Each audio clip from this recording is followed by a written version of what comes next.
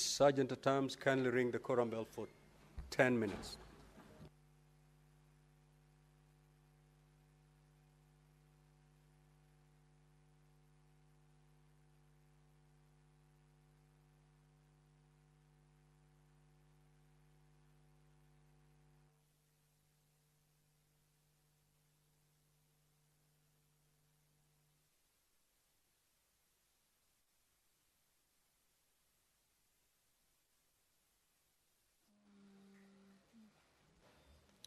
The prayer has been said and the chair taken.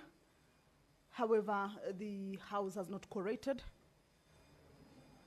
and therefore that quorum bell is on for the members who may not have made their way to the chambers yet to hasten their steps and get to the chambers. At least 15 senators, as provided for in the House Standing Order number 39, shall be in the chambers during the commencement of House business. If that is not present, pursuant to provisions of Standing Order number 40, after the prayer is said and the chair taken, then that will necessitate that quorum bell. And that is currently what is happening. Of course, we can see members inside the chambers, but the number has not reached the 15 as it should. So we are expecting just a few more members to make their way into the chambers. I've just seen the majority whip, Honorable Boni Halwale. He is coming back. I thought he was maybe going out to try and whip more members, but he has just walked back into the chambers. I hope that the quorum is almost to be achieved. Once that is attained, then I will, without any further delay, hand this business back to the House. This afternoon also, the members will be adjourning for a short recess. After the business of this afternoon, the motion on adjournment of the Senate will be moved by the Senate Majority Leader, Honorable Aaron Cheriot, to guide the House that the Senate will be adjourning for a short recess until Tuesday, 6th of May, the year 2025. And of course, this is a motion that will come at the end of the business that is lined up for consideration this afternoon.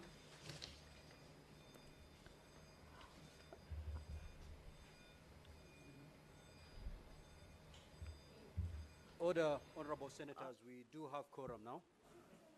Clerk, can you proceed to call the first order? Senator Mohamed Chute, Senator Seki, and the Senator Fernandi. Order number 1, administration of oath. Order number 2, communication from the chair. Order number 3, messages. Order number 4, petitions.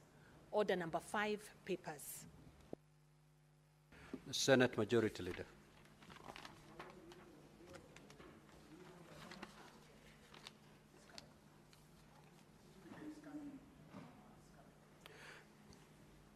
So call the next order, then we'll come back to it. The Chairperson, Standing Committee on Energy.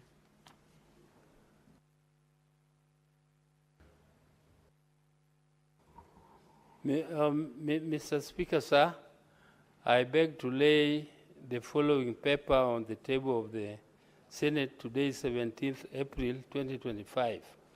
The report of the Standing Committee on Energy on county oversight and networking engagements in Wajir County. Mr. Speaker, I lay. Next order.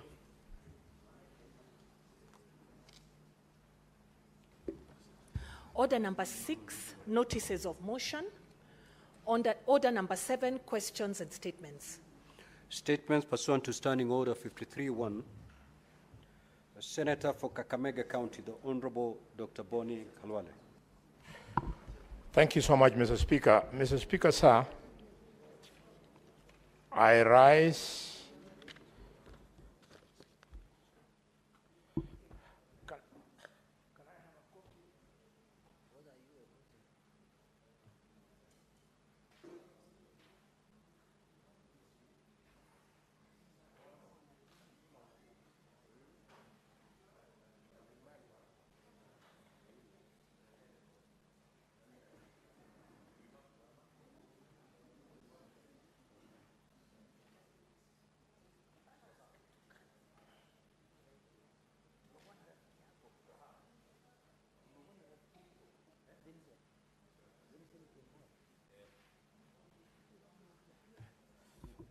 Thank you, Mr. Speaker. Mr. Speaker, sir, I rise pursuant to Standing Order number 53-1 to seek a statement from the Standing Committee on Finance and Budget on a matter of countrywide concern regarding the purchase and disposal of motor vehicles by the county government of Kakamega.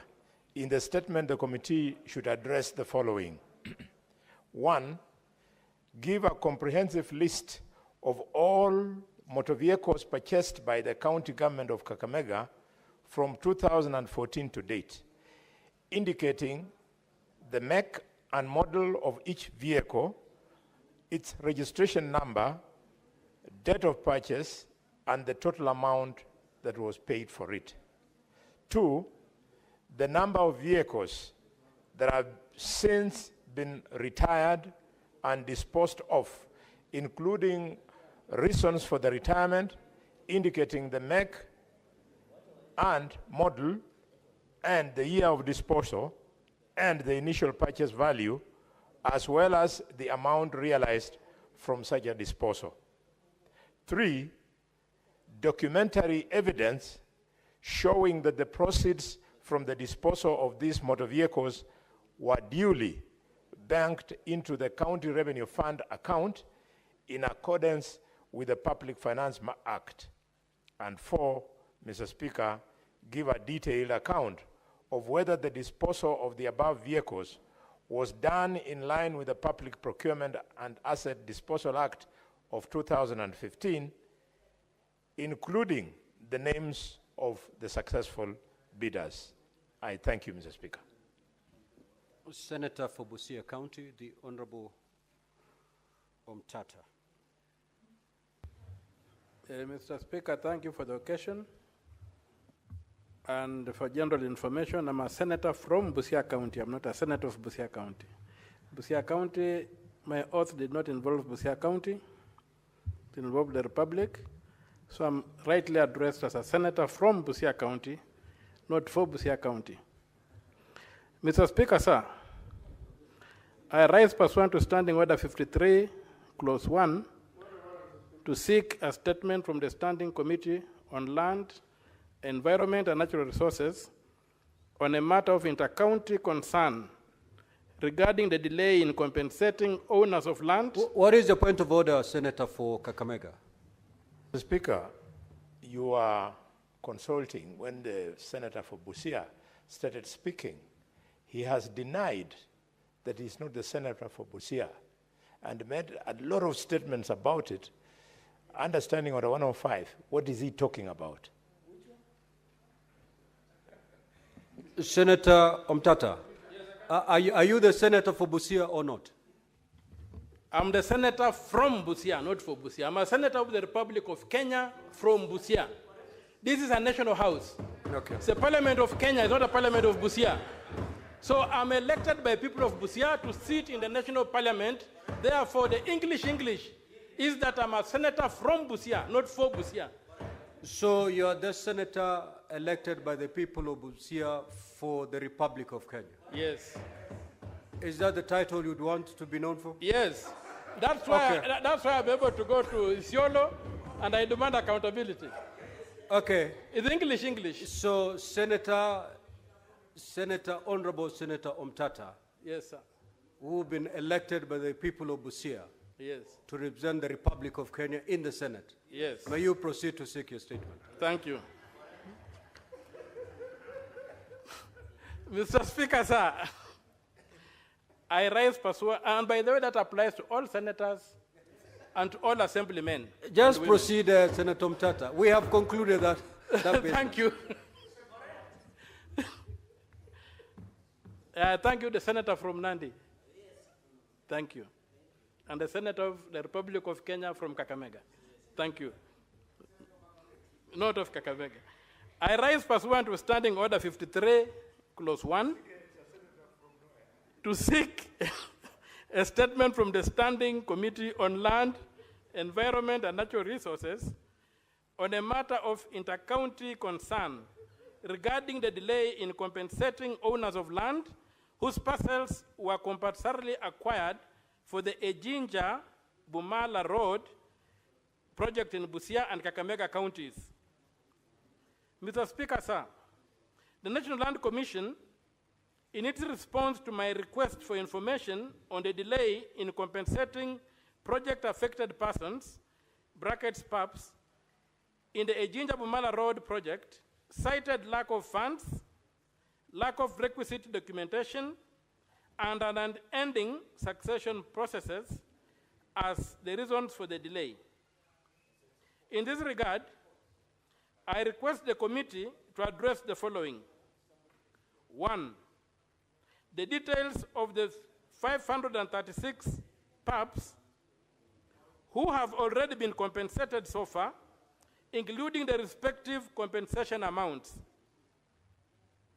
2, the failure by the Ministry of Lands, Public Works, Housing and Urban Development to forward to the National Land Commission valuation reports, award letters, statements of acceptance, and other documentation in their custody, which are necessary to facilitate the conclusion of the evaluation of claims.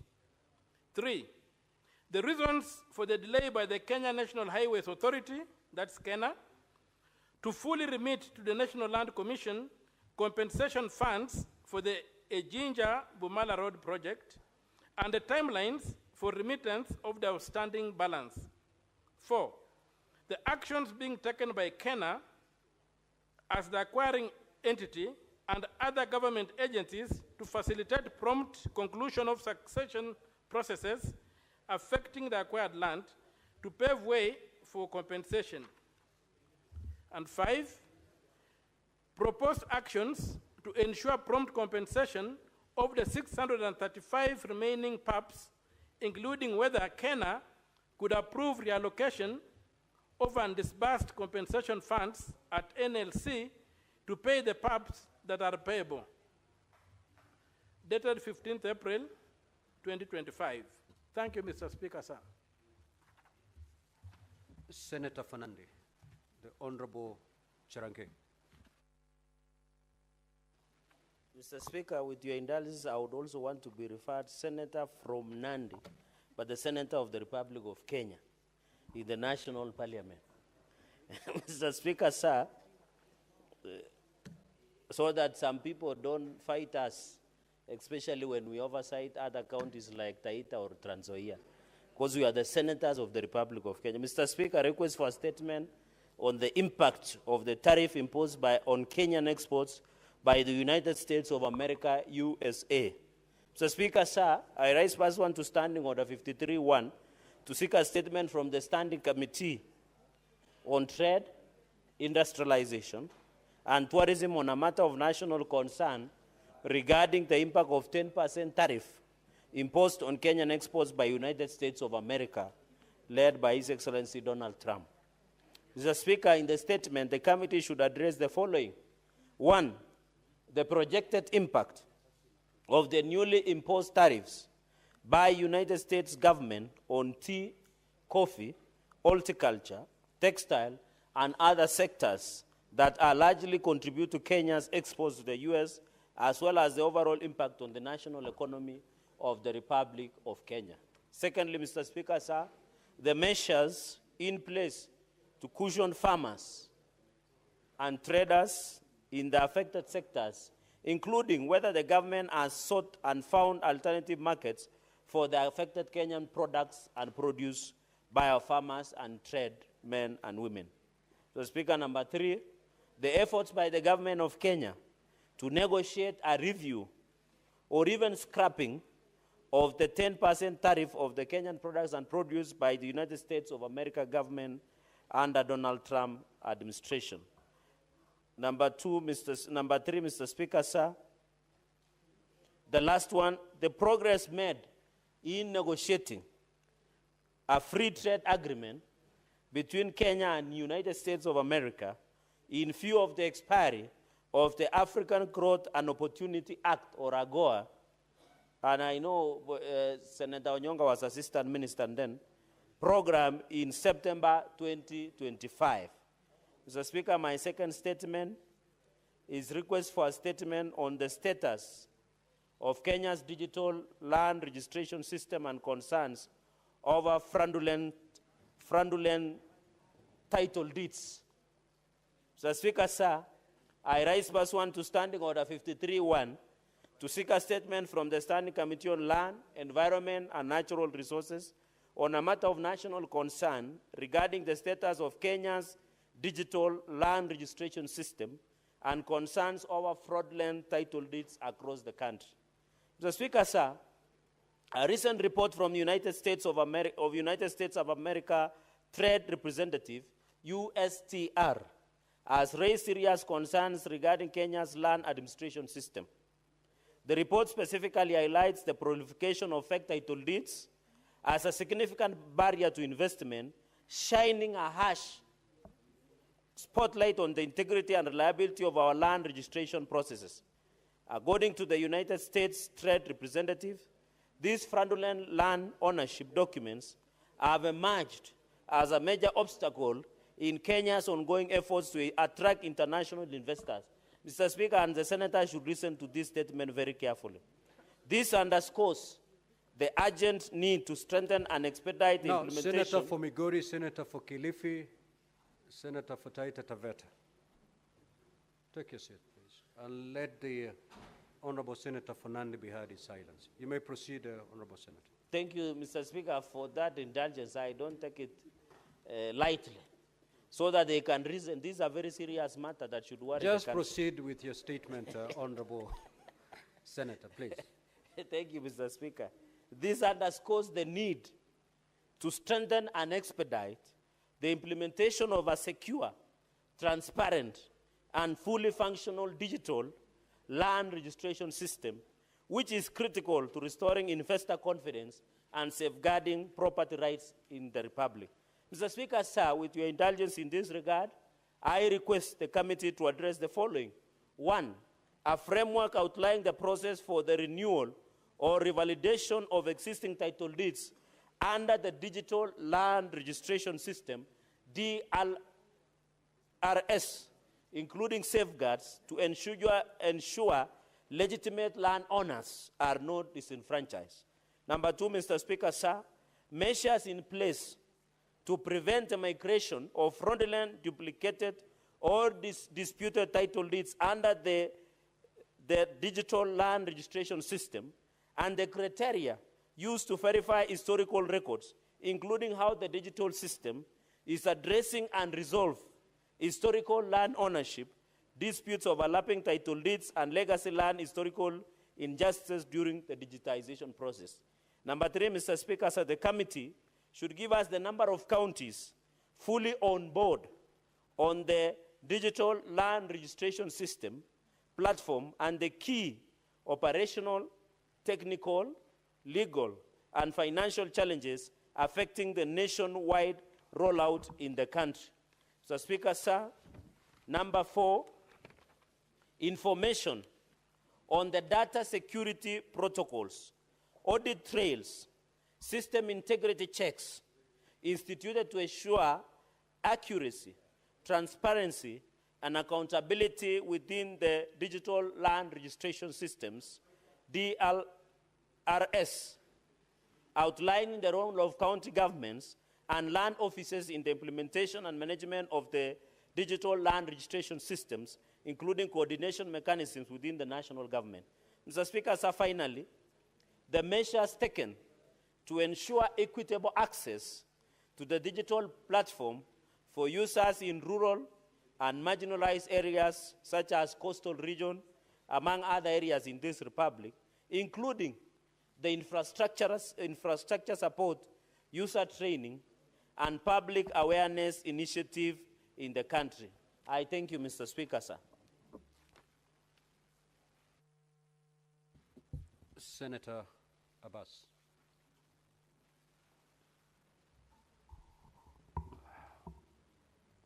Honorable Speaker, sir, I rise pursuant to Standing Order 53-1 to seek a statement from the Standing Committee on Education and Matters of National Concern regarding the continued placement of students to the Kenya Medical College Training, KMTC, by the Kenya Universities and Colleges Central Placement Services COOPS, and the exclusion of qualified students from diploma medical programs.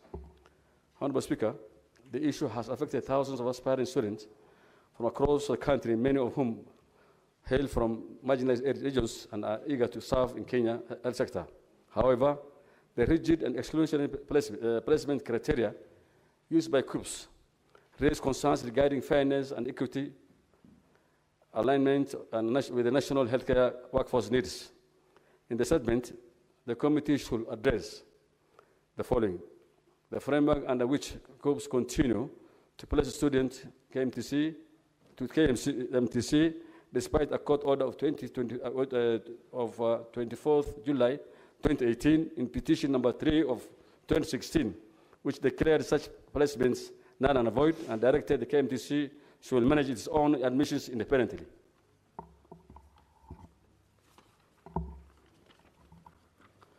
Two, the rationale behind the exclusion of students who score a mean grade of C+ and above from pursuing diploma medical courses at KMTC even after explicitly applying for them, and provide data on the number of such students affected over the past 3 years, 3 placement cycles.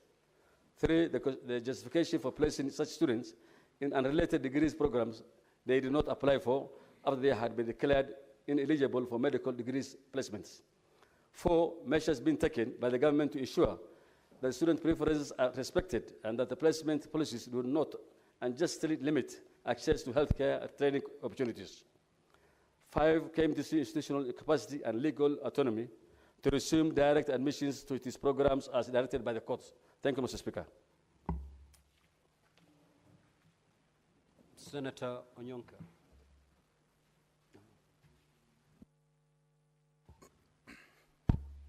Thank you, Mr. Speaker, for giving me this opportunity. I rise pursuant to Standing Order 53-1 to seek a statement from the Standing Committee on Education on a matter of national concern regarding the promotion of 25,252 teachers by the Teacher Service Commission on the 2nd of April 2025.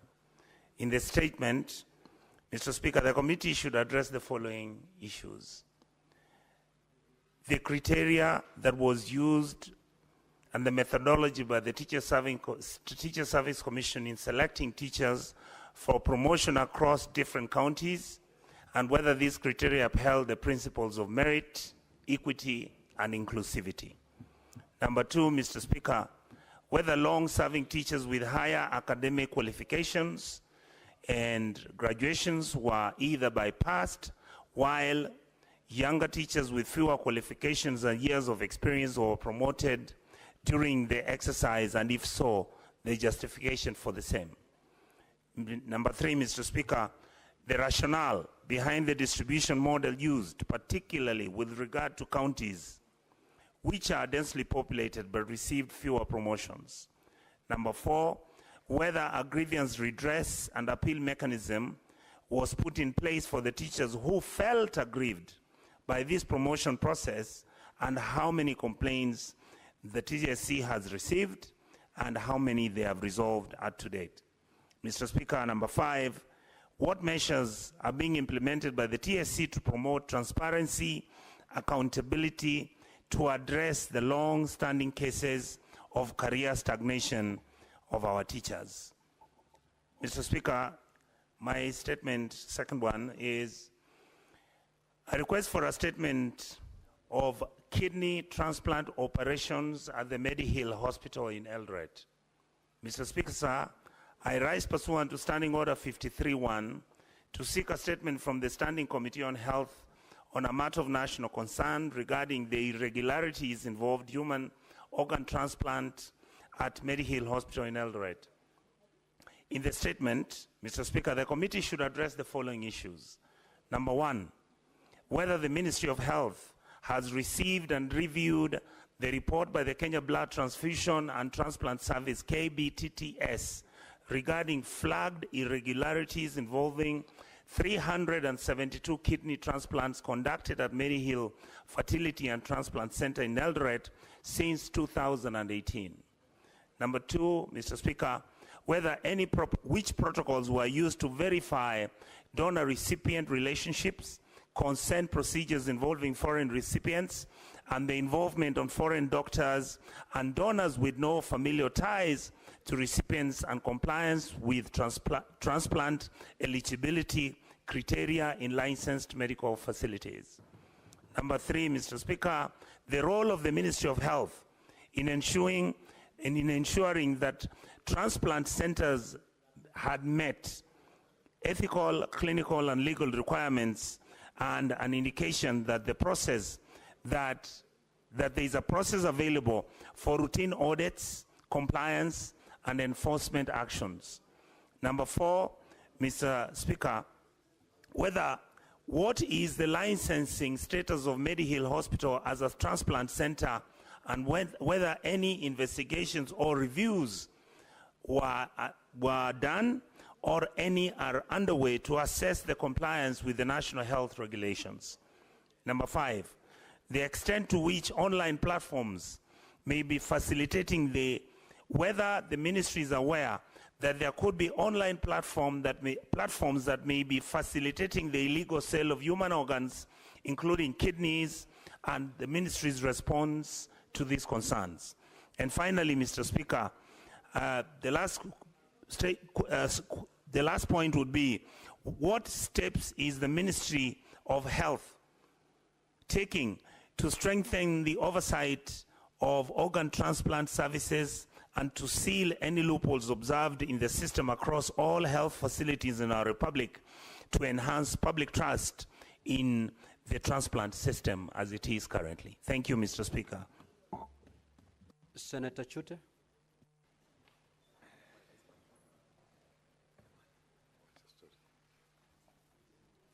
Thank you, Honorable Speaker.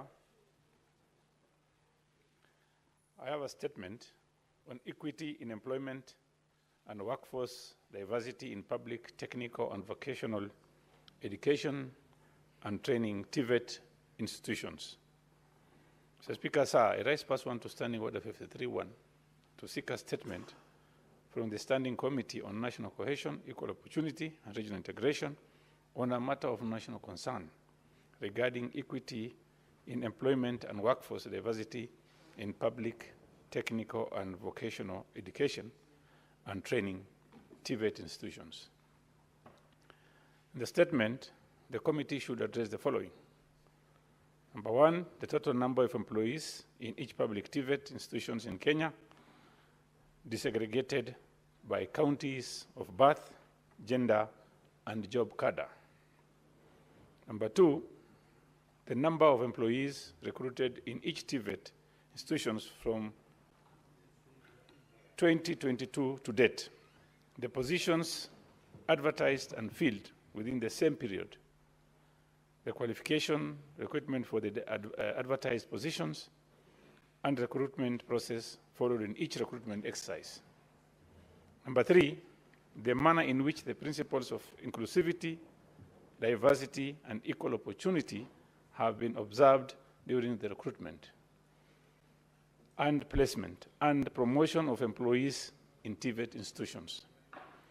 Number 4, the policies and guidelines in place to ensure equitable employment in TVET institutions, including the status of implementation of the policies and guidelines across the institutions. Thank you very much, Honorable Speaker. Senator Fernando, you've made a statement on title deeds. Senator Edwin Sifuna.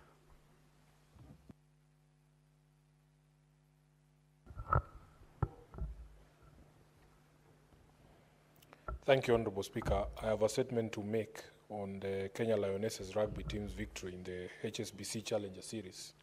Mr. Speaker, sir, I rise pursuant to Standing Order 52.1 to make a statement on a matter of general topical concern, namely the remarkable victory by the Kenya Women's Sevens rugby team, fondly known as the Kenya Lionesses, in the World Rugby HSBC Challenger 2025 series. At the conclusion of the series in Krakow, Poland on Saturday, 12th April 2025, the Lionesses stood firmly at the top of the 12-team rankings after a commanding and resilient campaign. With this victory, they have secured their place in the HSBC Challenger playoffs, set for the first weekend of May 2025 in Los Angeles, USA. Mr. Speaker, sir, in March last year, I rose in this House under the same standing order to lament the deplorable treatment of the Lionesses by our sports authorities following their exclusion from the Africa Games in Accra, Ghana. Just 1 year later, through sheer determination, grit, and belief, this same team, under the leadership of Coach Dennis Mwanja, who I'm very proud to call my schoolmate, has quietly and effectively silenced the doubters by delivering results on the global stage. Their resurgence should signal to us all that with deliberate investment and support, not just rugby, but Kenyan sports as a whole can thrive. Mr. Speaker, sir, as the team heads to Los Angeles for the playoffs on the 3rd and 4th May 2025, they'll be pursuing the coveted co-status in the HSBC World Rugby 7th circuit. For those of us who have followed their journey, this is more than just a sporting ambition. It is actually, Mr. Speaker, a national dream. Based on their dominant performances, there is every reason to believe they are ready to take this next step. However, we must not be complacent. The players, the technical team, have done their part with great professionalism and commitment. It is now the country's turn to reciprocate with resolute and tangible support. Mr. Speaker, sir, as a committed supporter of the Kenya Lionesses, I take this opportunity to rally national support for the team ahead of their upcoming playoffs.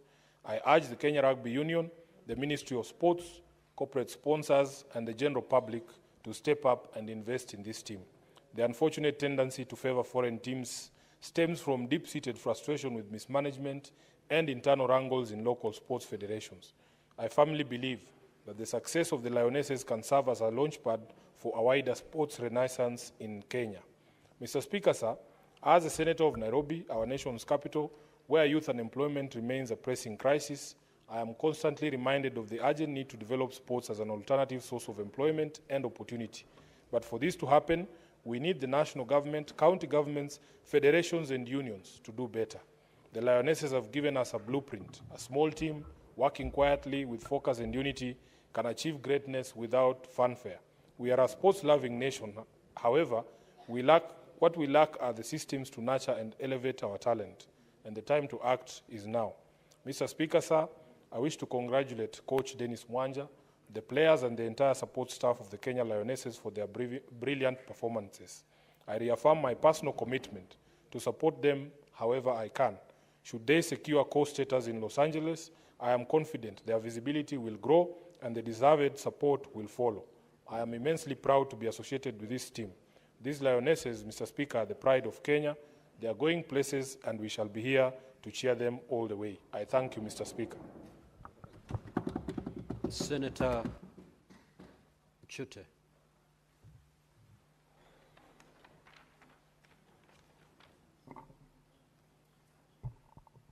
Thank you very much, Honorable Speaker. Honorable Speaker, this is a statement on the recognition and honor of the brave individuals who tragically lost their lives in the plane crash of 10th April 2006. The Speaker, sir, I rise pursuant to Standing Order 52.1 to make a statement on a matter of national concern, namely the recognition and honor of the brave individuals who tragically lost their lives in the Kenya Air Force Harbin Y-12. This is an aircraft from China, and the incident happened on 10th April 2006. The aircraft, which departed Nairobi for Marsabit, was carrying a delegation on a critical peace-building mission. Mr. Speaker, let me begin by extending my deepest sympathies to the families, friends, and colleagues of the departed. Though the years have passed, the weight of the loss continues to be deeply felt across the nation. On that day, Kenya lost committed leaders and public servants who had dedicated themselves to the cause of peace and national unity. Mr. Speaker, sir, just last week, we marked the anniversary of this national tragedy, a solemn reminder of the sacrifice made by those on board that ill-fated flight. We remember with profound respect the lives of Honorable Mirugi Kariuki, then Assistant Minister for Internal Security, Hon Titus Ngoyoni, then Assistant Minister for Regional Development, as well as Honorable Dr. Bonaya Godana, MP for Abdi Sasura, MP for Saku. Other lives were also lost in this national tragedy, including the then Moyale District Commissioner Peter Kingola, Lieutenant General retired Abdullahi Adan, who was an MP in East African Legislative Assembly, a reverend of the Anglican Church, Bishop William Wako, 2 police officers, the provincial intelligence officer, an undersecretary in the office of the president, and 2 Kenya Air Force pilots.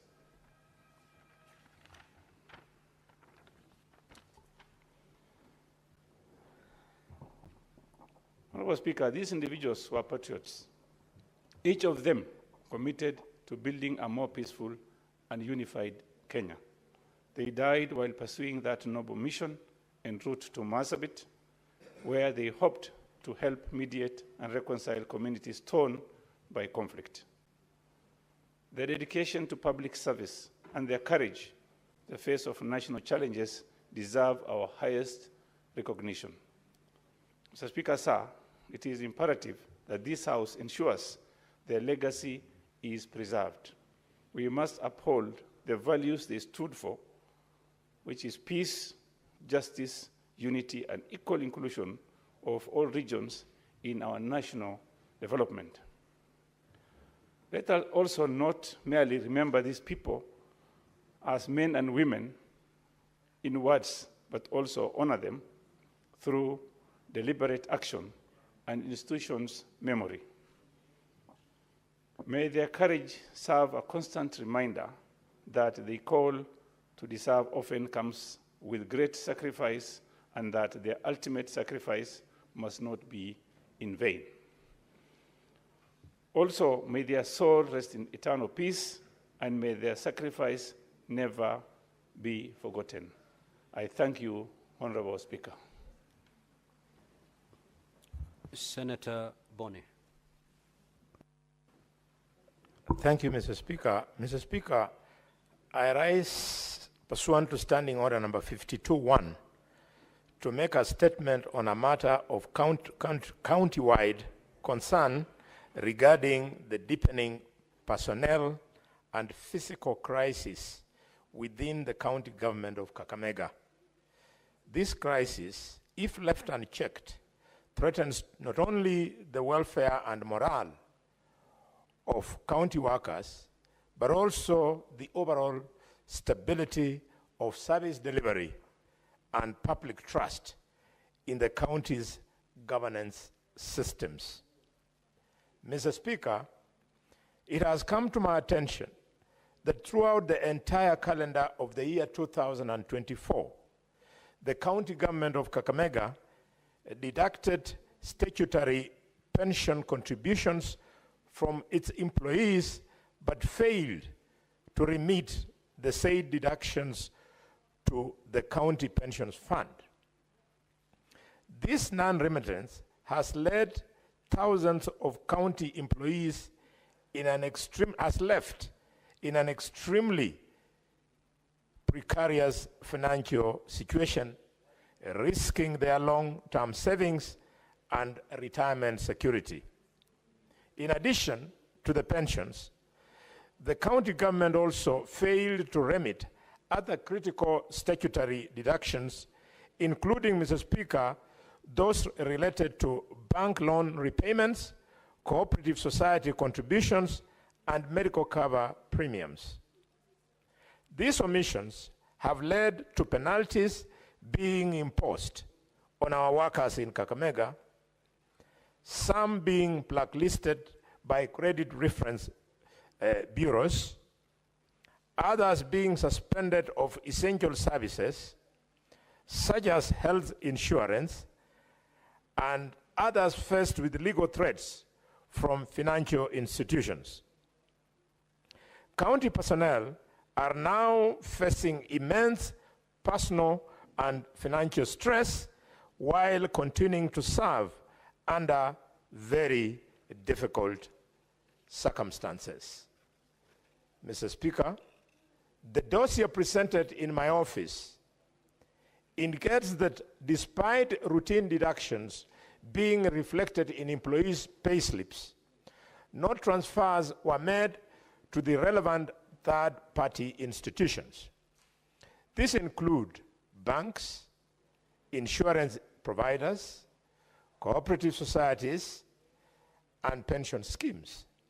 It is deeply regrettable and alarming that even salary increments approved for the year 2023-24 financial year were not honored, and that certain cadres, such as early childhood development education teachers, health workers, and enforcement officers, were most affected. This trend points to systemic financial mismanagement by the governor and lack of accountability in the county's payroll systems. Honorable Speaker, sir, the consequences of these failures are dire. Staff morale has plummeted with widespread reports of delayed promotions, arbitrary changes in job designations, and lack of adherence to law that concern labor governing public service. Many health workers have reportedly relocated due to non-payment or underpayment, compromising service delivery in critical sectors like public health and sanitation. Moreover, the county's inability to meet its obligations and objectives to the Kenya Revenue Authority and the Local Authorities Provident Fund, LAP Fund, exposes it to legal penalties and disqualifies it from accessing critical financial incentives.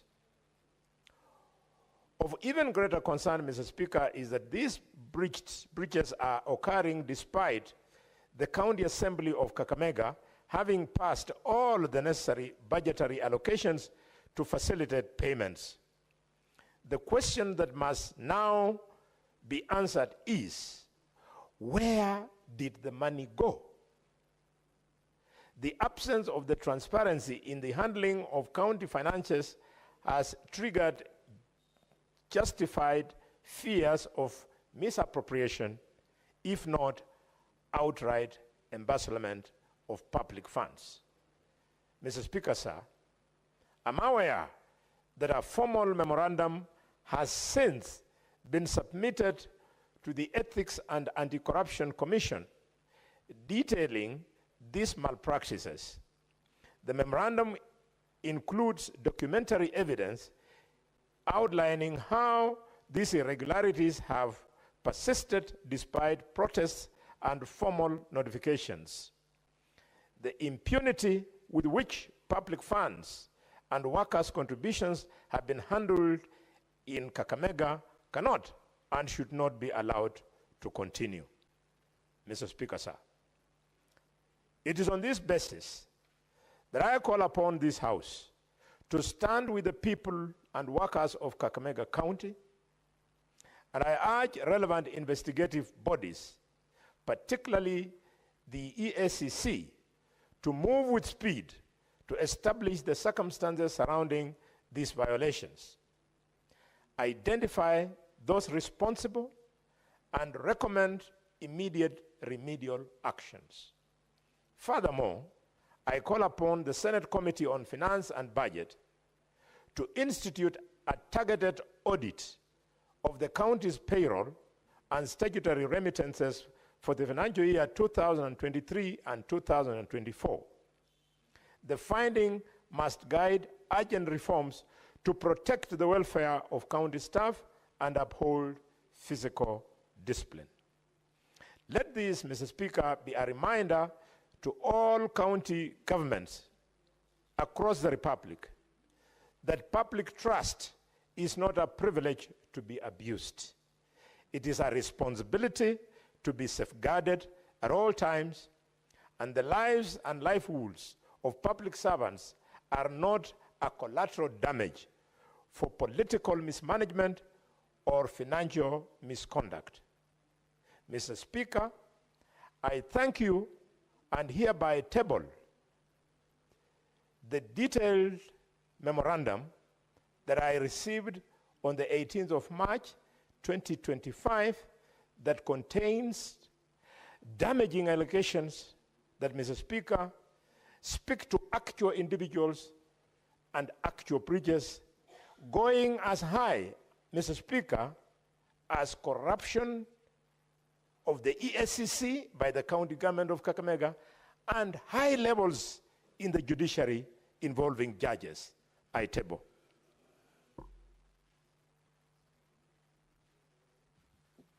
Senator Maruma.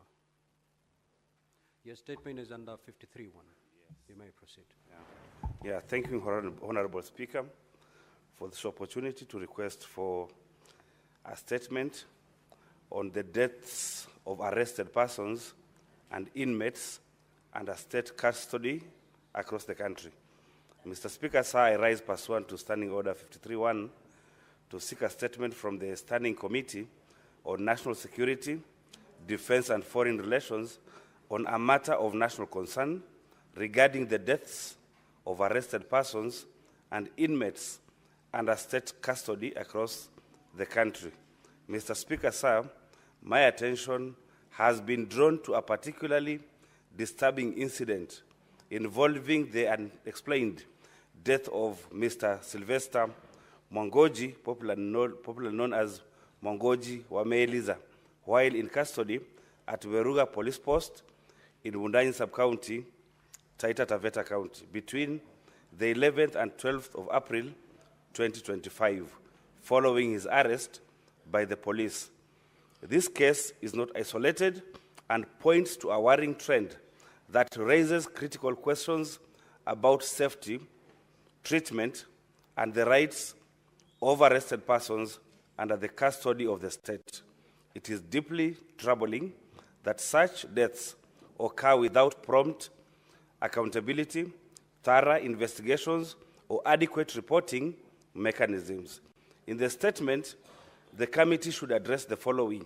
1, whether the National Police Service and the Kenya Prison Service maintain an updated and publicly accessible register of all arrested persons and inmates who have died while in custody, and if so, provide a comprehensive list of these deaths from 2022 to date, including names, dates, places of deaths, causes of death, and the status of investigations or inquests conducted.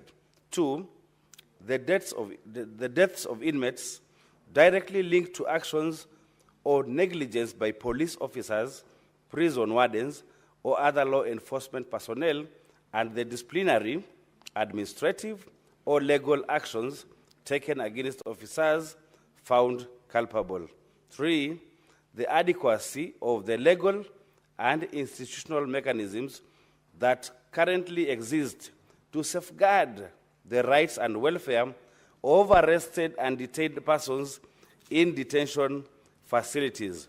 The independent bodies mandated to investigate these deaths and whether the findings of such investigations are made public. And lastly, the mechanism in place for the handling of bodies of persons who die while in police custody, including whether an autopsy is conducted in the presence of families of the deceased persons, and the modalities of releasing bodies for burial. I thank you, Mr. Speaker. Now, honorable senators, before I allow comments on these statements, I will allow the following to table their papers. The Chairperson Standing Committee on Devolution and Intergovernmental Relations.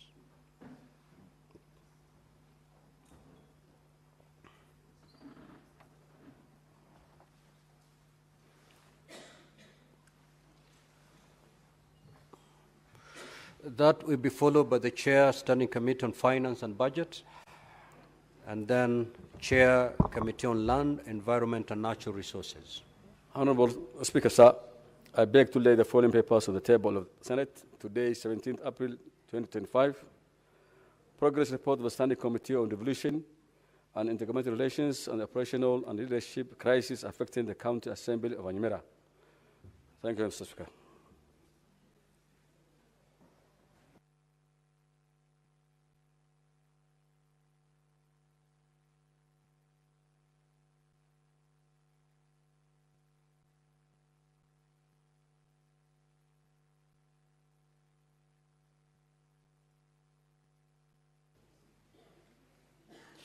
Thank you very much, Mr. Speaker, sir. I beg to lay the following paper on the table of the Senate today, 17th of April 2025, report of the Standing Committee on Finance and Budget on the fourth basis for allocation of the share of national revenue among counties. I beg to lay.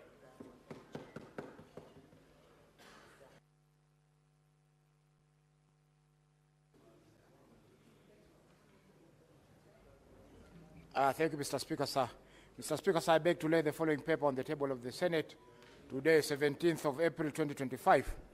Report of the Standing Committee on Land, Environment and Natural Resources on the Environmental Laws Amendment Bill 2024, Senate Bills number 23 of 2024.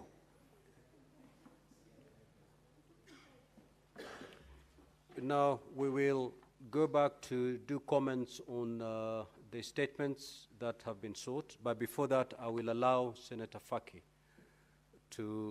he has a statement to make. Proceed, Senator. Thank you, Mr. Speaker, sir. Mr. Speaker, sir, I stand pursuant to Standing Order number 52-1 of the Senate Standing Orders to make a statement on a matter of a county-wide concern, namely the state of service delivery in Mombasa County. Mr. Speaker, sir, pursuant to Article 96 of the Constitution of Kenya, 2010, the Senate is mandated with representation, legislation, and oversight duties. The representation and legislation roles are undertaken in the Senate, while the oversight role is undertaken both at the Senate level and grassroots level by county assemblies. It is this oversight function that I seek to address in this statement. Mr. Speaker, sir, the Senate, through the Parliamentary Service Commission, has facilitated senators to undertake oversight functions in their respective counties. Although there were teething problems initially, this important function took off in January this year. In my county, I appointed a committee of 11 members in each of the 30 wards in Mombasa County. The 11 members of the Ward Oversight Committee were elected competitively in an open process at the respective wards. I also appointed a manager and oversight coordinator at the county level to coordinate the oversight process. During the January recess, together with the ward committees, I undertook a county-wide tour of the projects and facilities belonging to the county government of Mombasa. This visit took 60 days, with each day reserved for a sub-county, where we visited 5 wards, with the exception of Kisauni sub-county, where we covered 7 wards, and Jomvu sub-county, where we covered 3 wards. Mr. Speaker, sir, upon conclusion of the tour, the Oversight Committee, together with my office, retreated and prepared an interim report, which was shared with the Governor at his own invitation. We shared the interim report with the Governor in the presence of his Executive Committee, the Public Service Board, and County Secretary. Although the Governor undertook to respond to the issues in the report by 14th of April, no response had been received. We have no response was received from the County Government of Mombasa. Mr. Speaker, sir, during the tour, we held public forums in every sub-county. We visited 30 health facilities, including the Coast General Teaching and Referral Hospital. We also visited social halls, markets, fire stations, stadia, including the Mombasa Municipal Stadium, which is now named Mombasa Sports Complex. We have also visited early childhood development centers, facilities owned by the County Government of Mombasa. We also had candid discussions with the medical personnel, market masters, and other county employees. We saw firsthand the problems encountered by the county staff in the execution of their duties. They shared a number of challenges that they face in their day-to-day work within the county. Mr. Speaker, sir, we thereafter prepared our final report with the input from the Auditor General's reports, the control of budget reports, the county integrated development plans, CIDPs, and the annual development plans. The report is a collection of our personal observation and the existing reports by the different officers involved in county oversight. We also had an engagement with the civil society organizations, CSOs, operating within Mombasa County, and they gave valuable comments which we have taken on board in the report. Mr. Speaker, sir, the findings in the report may be at variance with the Auditor General's reports, and I wish to state that the Auditor General was given a copy of the interim report for her comments, but none were received. Mr. Speaker, sir, I do not wish to go into detailed findings in the report. Suffice to say that as senators, we need to do more on our oversight role. We need to mobilize our people to take keen interest in functions and programs of our county governments. As the guardians of devolution, we need to take a leading role in this. We should fight misuse of county resources the same way we fight intrusion into devolution functions, so that devolution can attain its stated goals and objectives. It is, Mr. Speaker, sir, it is the first time the senators have taken this oversight function through individual senators. And we may not have a precedent to guide us. However, this could be a case study, and we could build on this as we chart our devolution course. Mr. Speaker, sir, I want to thank the Parliamentary Service Commission for availing these funds for the oversight function. Although the amount is little compared to the work that needs to be done, I believe we can build on it. I also want to thank Mr. Ibrahim Hamis Babangida, who is the chair of the Oversight Committee, and all the members for the good work and sacrifice they made. We have set a standard that could be replicated in the whole country. I thank also my office staff for the work and support extended to the Oversight Committee. Mr. Speaker, sir, I finally wish to lay a copy of this report on the table of the Senate. Thank you, Mr. Speaker, sir. Now we'll move to comments on these statements for a period for not more than 20 minutes. Honorable Senators, if you have the opportunity to speak, keep it under 3 minutes.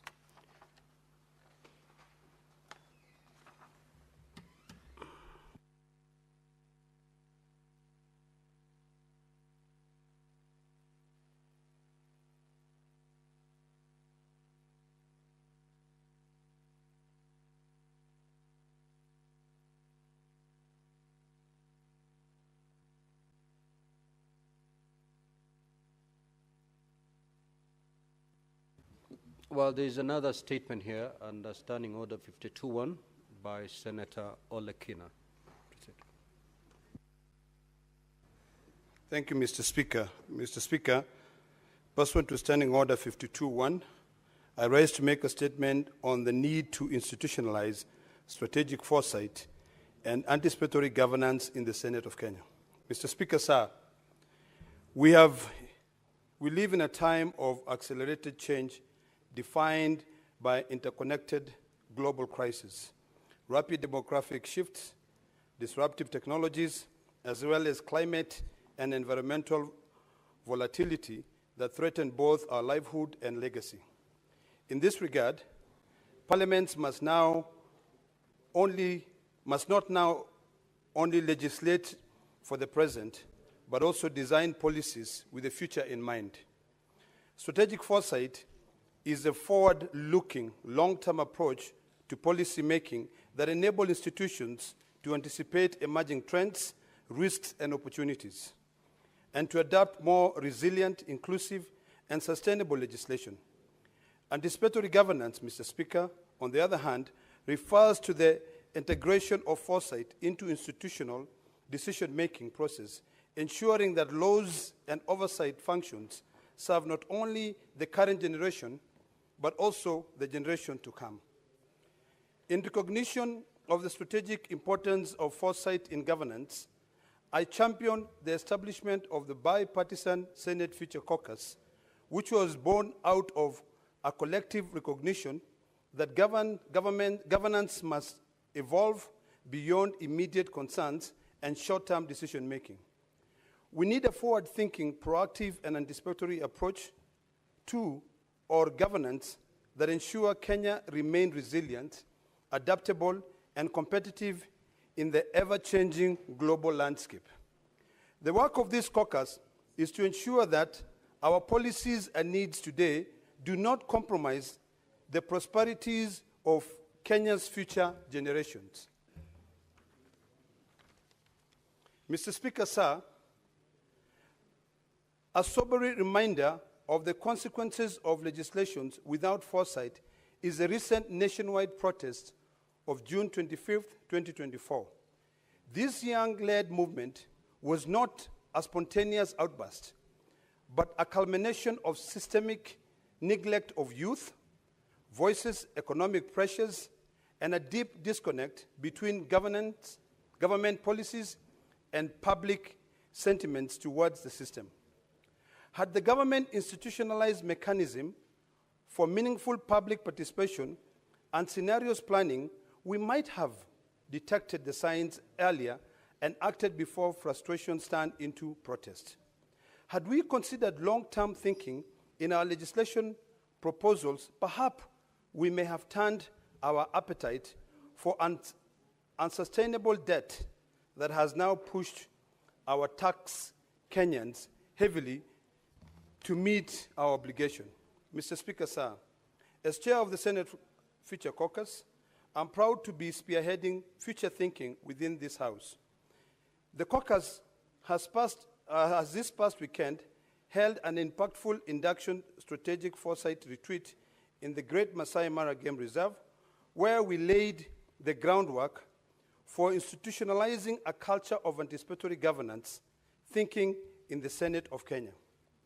The retreat brought together members of the Senate Future Caucus, including myself, the chairperson, Senator Professor Margaret Kamar, Senator Karungu Thangwa, Senator Hamida Kibwana, Senator Crystal Asige, Senator Gatayo Mofaya, and Senator Wakili Hilary Sigei.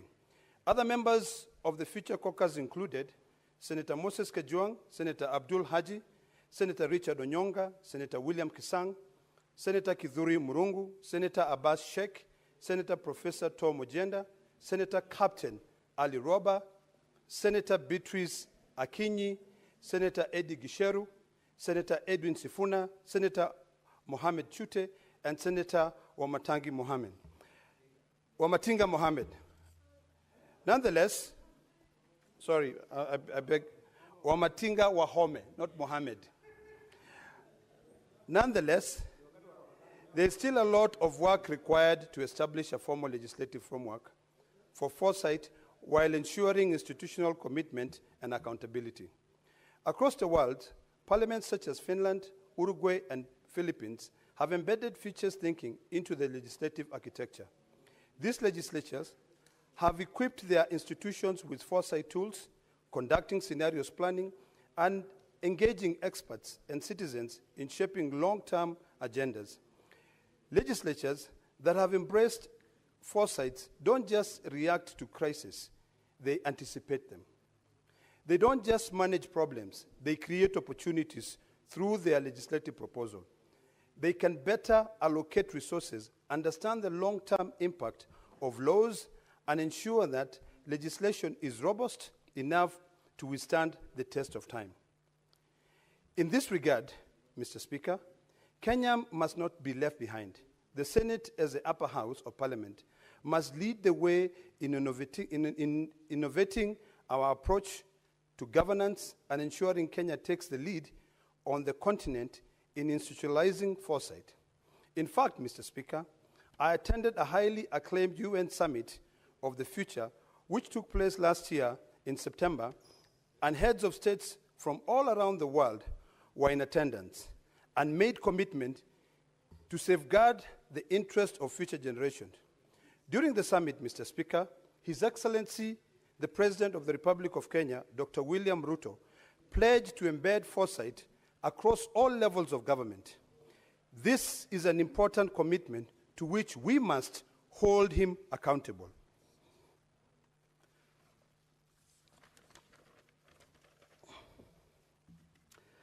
Mr. Speaker, I take this opportunity to applaud the senators who participated for their forward-looking leadership and commend our partners, the School of International Futures, the Westminster Foundation for Democracy, and Longview consult, notably, Dr. Ketindi Sivi, for their steadfast commitment to capacity building and global best practices.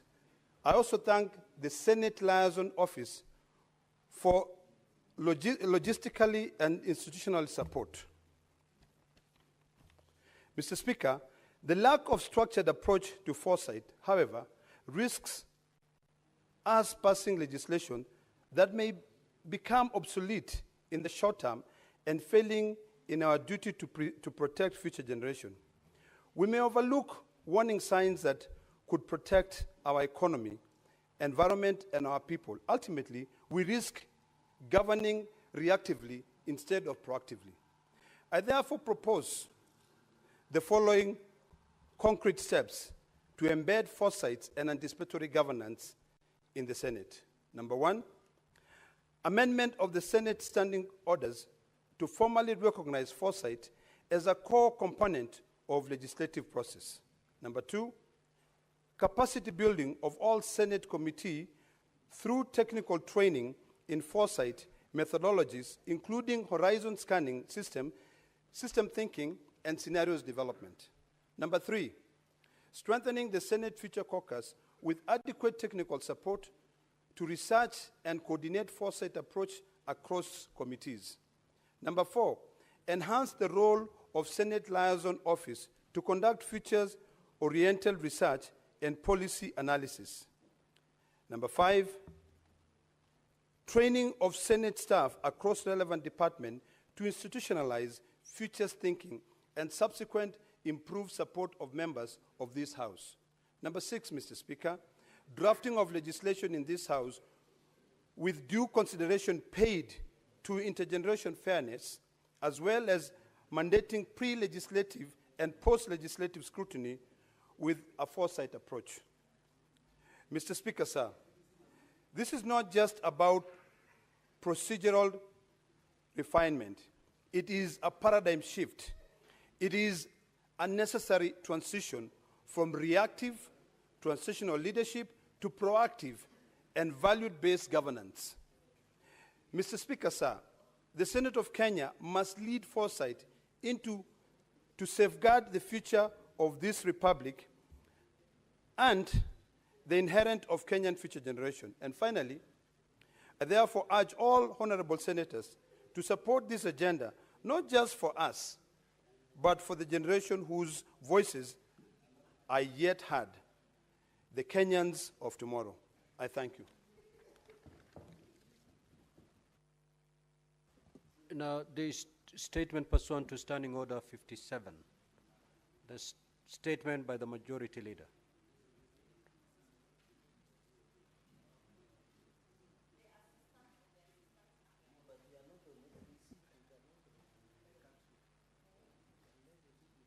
Thank you, Mr. Speaker. Mr. Speaker, sir, pursuant to Standing Order number 57-1, I hereby present the business of this Senate for the week commencing Tuesday, 6 May 2025. Honorable Speaker, the status of the legislative business pending before the Senate is as follows. 54 bills, of which 42 are at the second stage reading, 12 are at the Committee of the Whole, 21 motions are pending conclusion, 27 petitions are pending conclusion, out of which 17 are due for reporting by the respective standing committees, and 590 statements pursuant to Standing Order number 53-1 are under consideration by the standing committees. Mr. Speaker, I am reading this statement on behalf of the Leader of the Majority, and allow me, Mr. Speaker, to add on this particular point for the benefit of the Committee of Finance and especially for the ears of Senator Dulo, that there is no discrimination when we are handling statements. The reasons why her statements are taken long to come is because we handle statements first come, first served. She should be patient, and if she has got any doubts, she's free to write to us. We shall answer her in writing.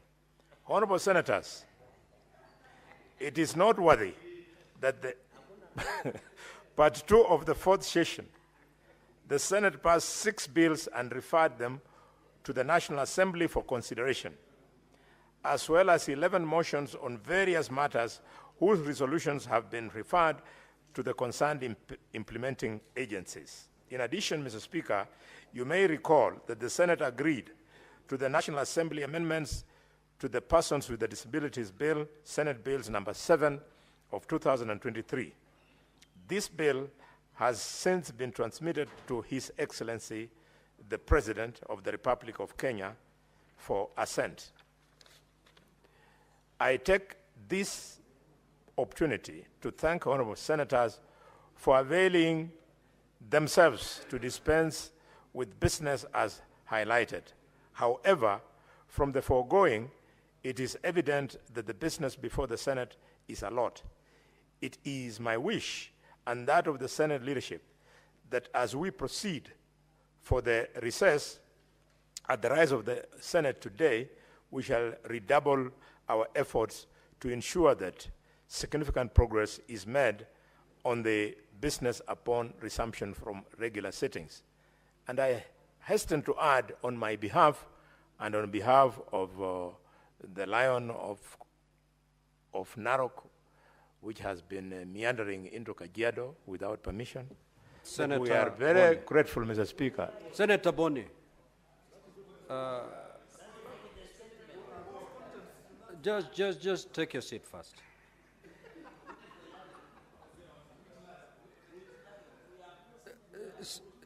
Order, honorable senators. Senator Boni, compose yourself, because I've given you some latitude. First, how you are addressing your colleague, Senator Fatuma, and you got away with it. Here you are referring your colleague as a lion. The standing orders are very clear on how to refer your colleague. You should refer your colleague as the Honorable Senator for Narok County.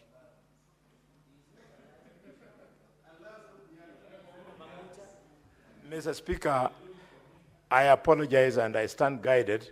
I meant the distinguished senator of Narok, who is also the chief whip on the side of the minority, aka the Lion of Narok, aka the lion that meanders into Kajiado and causes a lot of pain to some predators who also sit in this house, Mr. Speaker.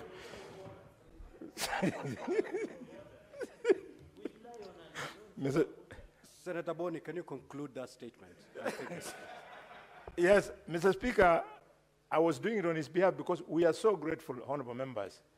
This week, Honorable Senator Boni, we were able to vote. Can you read it verbatim and conclude, please? You're reading it on behalf of your majority leader. Just read it as written. Don't Thank you, explain it. Mr. Speaker. From now onwards, I'll read it as written, but want to advise the Secretariat that they be consulting the leadership of the minority on both sides. We have a serious input we can put here, which keeps on missing every week. Mr. Speaker, on Tuesday, Just proceed and conclude, Honorable Senator. Mr. Speaker, on Tuesday, 6th May 2025, the Senate Business Committee will meet to consider the business of the week. The tentative business for that day will include business not concluded from today's order paper, as well as the business indicated in the notice paper. The tentative business for the morning sitting Wednesday, 7th of May 2025 will include scheduled questions to Cabinet Secretaries as approved by the Senate Business Committee, as well as motions. The questions scheduled are as follows. Question 65 to the Cabinet Secretary Cooperatives, Microfinance, Small and Medium Enterprises, Development by Senator Joyce Korir. Question 34 to the Cabinet Secretary for the National Treasury Economic Planning by Honorable Enoch Wambua MP. Question 35 to the Cabinet Secretary for the National Treasury and Economic Planning, Senator James Murango MP. Question number 43 to the Cabinet Secretary for the National Treasury and Economic Planning, Senator Professor Thomas Ojienda, Senior Counsel MP. Question 52 on the questions to the Cabinet Secretary for the Education, Senator Catherine Muma, MP, Senior Counsel in Waiting. Question 53 to the Cabinet Secretary for Education, Senator Edwin Sifuna, still very far from Senior Counsel. Question 60 to the Cabinet Secretary for Education, Senator George Mbugua, MP. Question 61 to Cabinet Secretary for Education, Senator Joyce Korir, MP. Question 64 to the Cabinet Secretary for Education by Senator Dr. Boni Khalwale, CBS, MP. Question 71 to the Cabinet Secretary for Education by Senator Daniel Manzo, MP. The tentative business for the afternoon sitting on Wednesday, 7th May 2025 will include business not concluded on Tuesday, 6th May 2025 and the following. A, bills at the second reading. The County Government's Procedure Bill, the Creative Economy Support Bill, the County Government's Bill, the Labor Migration Management Bill, the Street Naming and Property Addressing Systems Bill. B, bills at the Committee of the Whole, namely the Nuts and Oils Crops Bill, the Cooperative Societies Bill, the County Government's Elections Laws Amendment Bill, the Public Fundraising Bills, the Environment Laws Amendment Bill, the County Civic Education Bill, the Heritage and Museums Bill, the County Library Services Bill, and the Statutory Instruments Amendment Bill. Now, Mr. Speaker, the projected business on Thursday, 8th May 2025, will include business not concluded on the order paper for Wednesday, May 7th, 2025, and any other business scheduled by the Senate Business Committee. In addition to the business as listed above, there are bills at the mediation stage which need to be dispensed with. This include the Natural Resources Benefit Sharing Bill, the Employment Amendment Bill, the Equalization Fund Appropriation Bill, the Food and Feed Safety Control Coordination Bill, and the Gambling Control Bill. I urge the mediation committees to use the recess to finalize on the mediation process and table reports for consideration by the two houses. Honorable Speaker, as honorable senators are aware, the Senate is scheduled to proceed on recess at the rise of the Senate today, in accordance with the Senate calendar. I therefore take this opportunity to wish all honorable senators a happy Easter and a fruitful engagement with their constituents within their counties, families, friends, and relatives. Thank you, Mr. Speaker.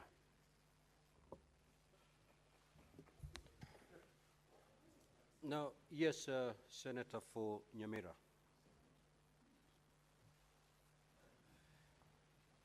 Yes, thank you, Mr. Speaker, sir. Mr. Speaker, sir, I wanted to rise on a point of order. I've just perused a report that has been tabled before the House by the Standing Committee on Devolution and Intergovernmental Relations. It's a progress report on the operational and the leadership crisis affecting the County Assembly of Nyamira. Mr. Speaker, I rose on a point of order on 1st of April, and I sought the committee to deal with 4 issues.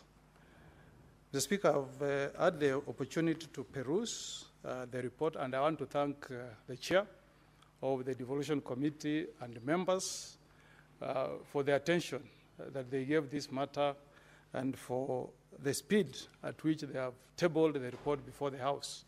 I, on behalf of the people of Nyamira, want to thank the chair and the committee, especially on the resolution I've seen that states that the sittings of the County Assembly should henceforth be held at the County Assembly building opposite Kenya Industrial Estates, Nyamira.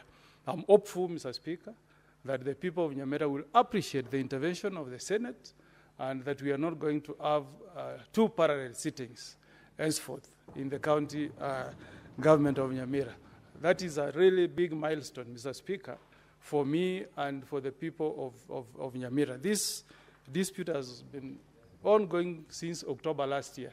I brought it here on 1st of April, and the Senate of the Republic of Kenya has moved with speed and resolved the issue.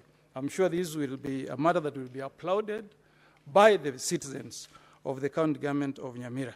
Now, Mr. Speaker, there are a number of issues that are purely legal that may not be resolved by the Devolution and Intergovernmental Relations Committee. Mr. Speaker, if you read my statement, I had sought from the committee to tell the House the legal status of the sittings that were held outside the official premises of the county assembly and the effects of those sittings. Mr. Speaker, that issue has not been resolved by the committee, and I believe rightly so, because that's a matter that should squarely fall within the Legal, Justice, and Human Rights Committee. Second, Mr. Speaker, there is another issue I'd sought on the legal standing on all the businesses that had been transacted by the two factions, especially the faction that was led by a speaker who had been impeached. Mr. Speaker, and that's my final point. If you read, Mr.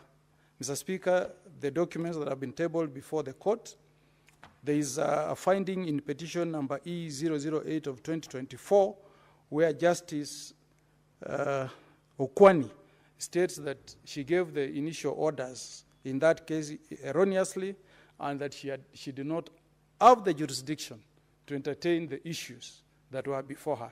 Mr. Speaker, I would like that matter, and the second matter being petition number E001 of 2024 that was filed before the Employment and Labor Relations Court at Kisii, being Constitutional and Human Rights Division. That's petition number 1 of 2024. Mr. Speaker, if you read that affidavit, which appears at page 244 of the report, the Speaker says that he was present during the vote, when the vote to impeach him was taken, and that intends to have the High Court declare the impeachment process to be unconstitutional. Mr. Speaker, I would like the Justice and Legal Affairs Committee to tell this House what is the import of a speaker moving to court after impeachment, seeks a conservatory order, and the court declines to issue a conservatory order. What happens to the resolution that was passed by the county assembly? Because those issues are weighty and legal in nature, Mr. Speaker, and because these are urgent issues that need to be resolved so that we can have resumption of normal operations in the county assembly of Nyamira, I seek, Mr. Speaker, sir, that you refer those issues to the Justice, Legal Affairs, and Human Rights Committee for determination. And I'm making this request, Mr. Speaker, as the senator who rose and sought for answers from the Committee of Devolution and Intergovernmental Relations. But I thank the senators, Mr. Speaker, who dealt with this matter. I'm also happy that they have directed the sittings of the Assembly, Mr. Speaker, to proceed in accordance with the Constitution of Kenya and the law, meaning, Mr. Speaker, that anybody who has gone to court and has not obtained any orders, he should respect the constitutional process that has taken place. We do that all the time, Mr. Speaker. Because the matter is urgent, I will seek your direction, Mr. Speaker, that the committee reports on that matter within 14 days. Thank you. Now, honorable senators, we are not debating the report. I think guidance has been sought on two issues, where we do appreciate the good work that has been done by the committee on. Let me dispense with this issue that has been raised by Senator for Nyamira. While we do appreciate the good work that has been done by the Abbas-led committee, Indeed, it is true. I have perused the report myself before approving it for tabling. There are two issues that remain unresolved in that particular matter. And those two issues are as given by the Senator for Nyamira. One, the committee ought to have looked at and indeed indicated in the report and recommended and guided the House what is the legal status of the sittings that were held outside the normal designated area. That's one. What is the legal implication of those two sittings? And the second limb was the Speaker of the County Assembly of Nyamira, having been impeached, he went to court seeking conservatory orders. The court declined. He decided to still come back and proceed, or rather came back to continue working as a Speaker.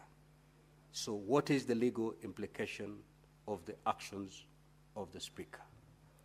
Now, honorable senators, those are truly legal matters. Those two issues are legal matters and they're better probed by JLAC. And therefore, while we appreciate the very good work that has gone into this report up to the time of tabling, I will be directing, and I do direct, that JLAC takes up those two issues, those two legal issues, to come and inform the House on whether the proceedings that took place outside the areas that is designated for transacting county assembly matters in Nyamira are valid, those two sittings, or rather to give us the legal implication of the sittings that were done outside the designated chamber in Nyamira. And secondly, to guide the House on the implication of the Speaker who, after impeachment, decided to continue working as a Speaker, the impeachment notwithstanding. So I will be referring those two aspects to JLAC for determination and guidance to the House. JLAC will process those two aspects, and they will have they have 60 days, but looking at the urgency of this particular matter, I will be requesting JLAC to report to the House much earlier than the 60 days that we always give committees to deliberate on matters and table reports.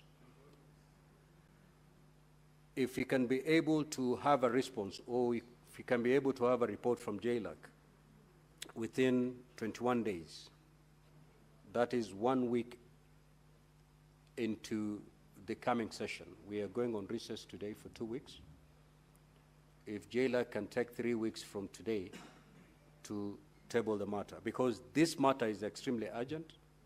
What's happening in Nyamira is not something that we should let it continue for even a minute, but because the committee needs to sit and probe this matter, let me allow them to do their work within 21 days and table a report so as to guide the Senate in making a recommendation on these two matters. It is so guided. Now, honorable senators, allow me then to go to the comments on the statements that have been sought. I will call upon Senator Thangwa Karungo to take the floor. Thank you very much, Mr. Speaker, for the opportunity. As I give my comments, may it be known that I am Karungo Wadhangwa, Senator for Kiambu.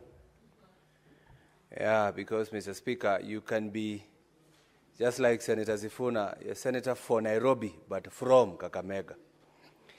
Mr. Speaker, Order, honorable senators. Senator Karungo, just to remind you, the I had earlier on communicated that if you have an opportunity to speak, keep it under 3 minutes. Okay, I'll do so, Mr. Speaker. You know, it's because we are treated What is your point of order, Senator for Nairobi? Honorable Speaker, pursuant to Standing Order 105, the remarks by the Senator for Kiambu are not only in bad faith, but they're also not factual. He has allocated an origin to me that is very strange to me. I don't come from Kakamega. I don't understand why. I am the senator for Nairobi. I don't know what. Yeah. I don't come from Kakamega. That is the whole point. Order, So honorable senators. I think Senator Sifuna knows where he comes from. Correct. He has stated that he comes from Nairobi. So any other assertion is not factual, and therefore ought to be withdrawn. So proceed to withdraw that aspect, Senator Karungo, and conclude your remarks. Thank you, Mr. Speaker. It's only yesterday he was saying that his mother doesn't have network all the way from Western. That's his mother, honestly. In Senator Western, Karungo. Mr. Speaker, it's only yesterday here that there is no network from where he comes from. And he was asking the CS Kabogo to make sure they have network. Anyway, I withdraw and apologize. He knows where he comes from. Mr. Speaker, let me comment on the statement that was requested by Senator Umtata. Mr. Speaker, this is an issue of compensation. And I think as a Senate, we need to stop every other business when we come back, Mr. Speaker, and deliberate on the issues of compensation for the persons affected, for the project-affected persons. We call them PAPs, Mr. Speaker. This mandate is given to NLC, National Land Commission, that whenever a person or an individual or a community, they are affected by an infrastructure, whether a road or a building or a bridge, they should be compensated, Mr. Speaker. And NLC is the one that is mandated to make sure that they are compensated. But this is not the case, Mr. Speaker, because they never get their money. I think as a Senate, we should make it mandatory for NLC, before they agree the signing of any contract, that those affected persons should be compensated or must be compensated before, Mr. Speaker, the contract commences, Mr. Speaker. Mr. Speaker, through the memories from the Roads Committee, Mr. Speaker, I remember... Mr. Speaker, long went. Oh, Madam Speaker. Oh, Madam Speaker. Sorry for that. Madam Speaker, Madam Speaker. Madam Speaker, I remember very well in the Roads Committee, we had these issues. The people of Kabete, the people of Gitaru, the people of Ndeya, all in Kiambu County, have not been compensated. We even, in the Roads Committee, in the files there are people from all the way from Elgeyo Marakwet, from 1975, Madam Speaker. They have never been compensated. And this is happening even today, Madam Speaker. I think we need to stop every other business, because this is a matter of national importance, that the government is trespassing on people's properties, Madam Speaker. Because when you build road on somebody's private land and you deny them compensation, you're a thief. You're stealing, you're grabbing their land, Madam Speaker. So I think this is something that we really need to discuss. The other issue that was raised by Senator Ledama, Madam Speaker, about the Senate caucus on futures, Mr. Speaker. It is time for us to think about the laws that help the generation. Just give him 30 seconds to finish, please. Will that be adequate? Yeah, what I was saying, Madam Speaker, is that it's good for us as a Senate and also the National Assembly. When we come up with the laws, we should think about the next generation. We should make laws for prosperity. Before any law is passed by this House, we should be asking ourselves, how is it going to affect our country in the next 5, 10 years? That is what exactly Senator Ledama was saying. And I urge the House to support that we do have a standing committee on futures. That is foresight, Madam Speaker. Thank you. Senator Uruoba. Thank you, Madam Speaker. I'd like to add my voice on Senator Onyonka's statement about illegal organ transport, Madam Speaker. Madam Speaker, this has since been brought to the public and to the limelight, Madam Speaker, that our youth particularly are being recruited by rogue agents, particularly in the area of Eldoret, Madam Speaker. They're being recruited to sell their kidneys, Madam Speaker, for less than 1,000 USD. Actually, now the going rate apparently is 250,000 to 300,000 for a kidney, Madam Speaker. And it has become such a lucrative business apparently for these agents, because once they do that, they are selling these organs, these kidneys, at about 9 million Kenya shillings to India. Madam Speaker, we have a whole group of cartels who are actually, they have organized that space in a way that it has become a norm in Eldoret particularly, Madam Speaker. Madam Speaker, I want to say that it is unfortunate that this has even spread down to the labor export agents, Madam Speaker. Agents who are supposed to be taking people to go and work abroad are now looking for desperate youth to ensure that they harvest their organs, they make a killing in between for agency fee. Some are being lied to that they are going to work outside, Madam Speaker, and it's all under the government watch, Madam Speaker. So I hope when this statement is being dealt with, that we are not just going to give a report as usual, Madam Speaker. We have to see arrests. There are so many of our desperate youth who have ended up with severe complications because they are being told you'll get 300,000 instantly. Some are being promised with an exchange of a boda, Madam Speaker. Can you imagine? Someone is just, because they are so desperate, they're saying, let me give out my kidney so I can get a boda and start, earning and living, Madam Speaker. So I think this is unfortunate. This is not what this government intended to do with our youth. And it's a very, very unfortunate event. Thank you, Madam Speaker. Senator Sifuna.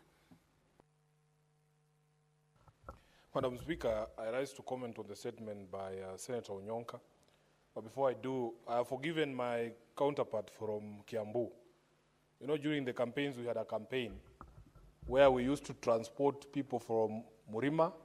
They go and see how Western region and the lake looks like. We take our people from Western. They also come and see the difference between Kiambu, Muranga, and the others. Because some Kenyans, Madam Speaker, because they have never gone past their homes and their home areas, they don't know the difference between Kakamega, Bungoma, Vihiga, and Trans Nzoia. So to him, we all look the same. He looks at me and he says, Halwale. That we all look the same. But there is need for a cultural exchange, which is why it was terrible that Senate Mashinani, which was scheduled to happen in Busia last year, was cancelled. I think the senator for Kiambu would have benefited from that trip. Madam Speaker, I also watched with horror last night on the news these reports of organ harvesting at a very credible, hitherto credible medical facility in Eldoret. And many of us actually have even sought services there. Many of our parents, especially from Western Kenya, they consider this facility a very credible facility. In fact, when the late Lawrence Sifuna passed, that is a facility that was taking care of him. So we were in shock, Madam Speaker. But it points to a greater problem in the country, not just the exploitation of young people, the economic situation in the country, that Kenyans are so desperate now that they consider some of the parts of their bodies not useful, available for sale, so that they can eat. They can feed one organ, the stomach only, Honorable Speaker. It is a sad situation. And then in the papers in the morning, I read that there were top ministry officials in the Ministry of Health that doctored the report on this organ harvesting and trafficking business to remove what they call damning sections of that report. I think those are the people the committee should go for. Because if we are unable to provide a good living for our people such that they can be exploited like this, we at the very minimum should be able to catch the people who are exploiting them when it happens in the circumstances that have happened with the Medihill in Eldoret. So, Honorable Speaker, I think our committee should focus on those people. We want the original report, the unadulterated report, so that we know the culprits and we prescribe the best punishment for them. There should be arrests, as the senators who have spoken before me have said. And I don't know what is happening to professionalism in this country. I think, Dr. Halwale, you must speak to this. Even those KMPDU, the unions, and the, the other one is called Kenya Medical Association or what? The Doctors Registration Board. They also need now to enforce ethical behavior within their own profession. I thank you, Honorable Speaker. Senator Cherarki. Thank you, Madam Speaker. I rise to support the statement on the issue of kidney transplant operations by Medill Hospital in Eldoret. Mr. Speaker, Madam Speaker, I used to think this Medill group of hospitals was credible. As my colleagues have said, a number of us have sought medical services, but I watch with horror, gnashing of teeth, and with a lot of afraid, Madam Speaker, when I saw that some of our young people the hospital was facilitating the transplant of kidney to Israel, Madam Speaker, and I'm happy the Israel Embassy in Nairobi has issued a statement condemning and saying they are willing to partner in the investigation. Now, Madam Speaker, and you remember in the last, some of the leaders of Medill, in the last session, colleagues who are not in parliament, when you used to go to Keses constituency, TVs were being given out, cows were being given out, and many things. Kumbe, they were just selling human organs to go and donate in campaigns in Keses constituency, Madam Speaker, and it was very sad that 372 organ transplant has been done. Madam Speaker, it's very unfortunate. The Ministry of Health must be called out for sanctioning and approving this process. I know in Kenya we don't have a proper law on how organ harvesting, selling organ transplant should be done. But it is a wake-up call that anybody who participated in this illegal syndicate of organ transplant and organ harvesting must be brought to book. I watch with pain that some of the young people who sold kidneys and other organs have now become weak. They cannot do anything, Mr. Speaker, even participating in conjugal rights, Mr. Speaker. So, Madam Speaker, so it's very unfortunate that this country is becoming like this. And I heard today Maina Kageni and Mwalimu Kingang in the morning at Classic 105, saying even some Kenyans, the economic situation is so sad that some Kenyans might even want to sell some parts of their body, like even fingernails and toes, Madam Speaker, so that they can cover. So it means there is a deeper problem of economic challenges in this country. We must come out, and I want to call out professional bodies and Ministry of Health to sanction all officials who participated in this syndicate, Madam Speaker. And in future, I want to warn Kenyans, when you see politicians giving out money without explaining their source of that money, be very careful. Because the same hospital were being used by politicians to get even elected to seats, Madam Speaker. So be very careful. Finally, on Teacher Service Commission promotions, I agree Teacher Service Commission is now the headquarters of corruption. They should be called to order. They were given 1 billion, they only promoted 25,000 teachers, and there was a lot of political patronage. TSC has been accused that they have even left their work of recruitment to other agencies, including politicians. They must be called out. Well, I support those statements, Madam Speaker. Senator Okenyuri.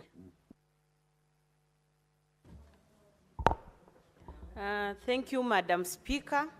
I want to begin by supporting the statement by Senator Onyonka on promotion for the just concluded exercise by TSC. Madam Speaker, when I use the words of Senator Cherargei, TSC is actually the headquarters of corruption, Madam Speaker. Notorious officials who I call rogue are actually soliciting for resources from very teachers who are already in a deplorable state, Madam Speaker, for them to get promoted. In the just concluded exercise, you have a teacher who has been in the service for over 17 years who didn't get promotion. But on the other hand, you have a teacher who has just joined service for just 1 year and they were promoted, Madam Speaker. How do you explain that, Madam Speaker? If I actually use the words of a trade unionist by the name Benjamin Burombo, who actually said, when I'm fighting for African rights, the other hand is busy keeping away Africans who are fighting me. Madam Speaker, I know corruption will always fight back, but this is not an issue we are going to relent about because teachers will largely accept that also they deserve some kind of support and well remuneration so that they also can have the motivation to keep doing the service they are offering to Kenyans, Madam Speaker. So I want to call out TSC and the officers in those offices have actually overstayed.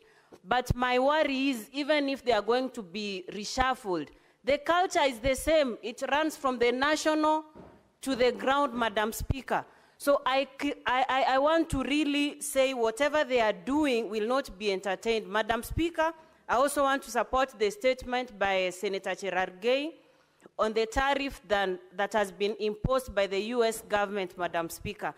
That has effects on us, Madam Speaker, and I think as a country we need, on a serious note, to look at the engagement we are having with other countries. Just the other day, South Sudan banned having tea imports, Madam Speaker, from Kenya. That on a trickle-down effect, most tea farmers are going to suffer huge losses, and as a result, we are also going to generate revenue, Madam Speaker. So on a quick, that the committee that is going to look on that issue is my committee, Trade, Madam Speaker, and I want to promise Senator Cherargei that we are going to look deeply in that matter so that we sort out most of those challenges that have been addressed by the Nandi warrior, Senator Cherargei. Thank you, Madam Speaker. Senator Halwale. Thank you, Madam Chair. Madam Speaker, the issue by Senator Mtata about compensation is very serious. It is only today, when it has come into public domain, that Professor PLO Lumumba has sued Honorable Nixon Korir, PS Lands, because they have embezzled 184 families of money meant for compensation for areas where the standard gauge rail line passed through. Nixon Korir with some other senior officers at the Ministry of Lands. Parliament, we must wake up to these things. Lumumba should not be doing our work. We should by now have removed Nixon Korir from office to pave way for comprehensive investigations. How do you investigate the PS when he's in control of all the data that the courts will require to nail him?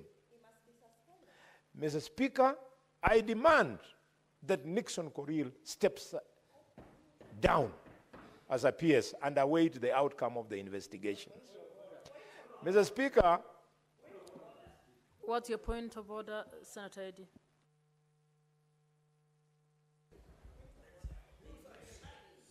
Madam Speaker. Madam Speaker. Order, Senator Cherargei, please. Madam Speaker, 101. Standing order 101. The majority whip who oversights the government has brought to the attention of this House very serious things happening in the government where he's the whip. Senator Eddy, what's your point of order under which standing But that's the point of order, Madam Speaker. I've said point of order number 105, 101, Madam Speaker. And the issue that he has brought to us, Madam Speaker, is that there is a PS that he has alleged has embezzled some funds that must resign, and he has used the word demand, which I respect because he's the whip who has demanded that. It's unanswered, Madam Speaker. Madam Speaker, under 101, isn't it in order? Senator Eddy, can you cite the standing order under which you are acting? No. Oh, I didn't hear that. So. Madam Speaker said 101. Hear that. I was just saving you the reading. Yeah. Under 101, Madam Speaker, can we discuss the conduct of an individual without a substantive motion? Can the whip be directed to give us a substantive motion? Because, Madam Speaker, this is a very serious issue. Where investment is involved, may you direct the whip to bring a substantive motion on the said PS so that we can be able to converse, and doesn't demand it just out of the blues. The demand is obsolete if it doesn't have any power given by this House, Madam Speaker. Can you give us the substantive motion? Senator Halwale, you have had the point of order. Would you please withdraw your demands around the PS and bring before this House the matter in the proper manner so that it can be discussed. Thank you, Madam Speaker. I'll do as directed. I will be able to handle it in the proper manner. And Yes. Mr. Speaker, for purposes first, of this first institution, withdraw, the demand that... yes, I withdraw the demand. Thank you. Until guided by a resolution of the House. Madam Speaker, allow me to use this opportunity. There was a time when I was your age, Senator for Migori, and the nominated Senator Gloria, who keeps on screaming from the back there. There was a time we were your age. And we learned from the senior politicians in this House to be good legislators. Senator Khalwale, please don't use unparliamentary language in respect of colleagues. Thank you, Madam Speaker. Madam Speaker, if I may go to my contribution. On the issue of raised by Senator Onyonka, Madam Speaker, about human organ trafficking, I want to call upon the chairman of the Kenya Medical Practitioners and Dentists Board, Professor Stanley Khainga, who was my classmate from high school all the way through medical school. Professor Khainga, the eyes of the country are on you. You should have, accompanied by the PS Health, accompanied by CS Health, accompanied by CS Internal Security, all should have gone to Eldoret to go and close down this thing you're calling a hospital. How can it be, as I saw some so-called CEO of that hospital, I saw on TV, struggling to say that they are a world-class center of doing kidney transplants. And as she said so, she spoke in broken English. A world-class center cannot employ people who are illiterate. They should not play around with the children of the poor. I want to see a child of a minister going to donate, a child of a PS going to donate a kidney for somebody who is unknown to them. Mr. Speaker, in medical ethics, you donate organs within families. And before that donation is done, you do everything up to and including DNA. We cannot just allow people to be exploited.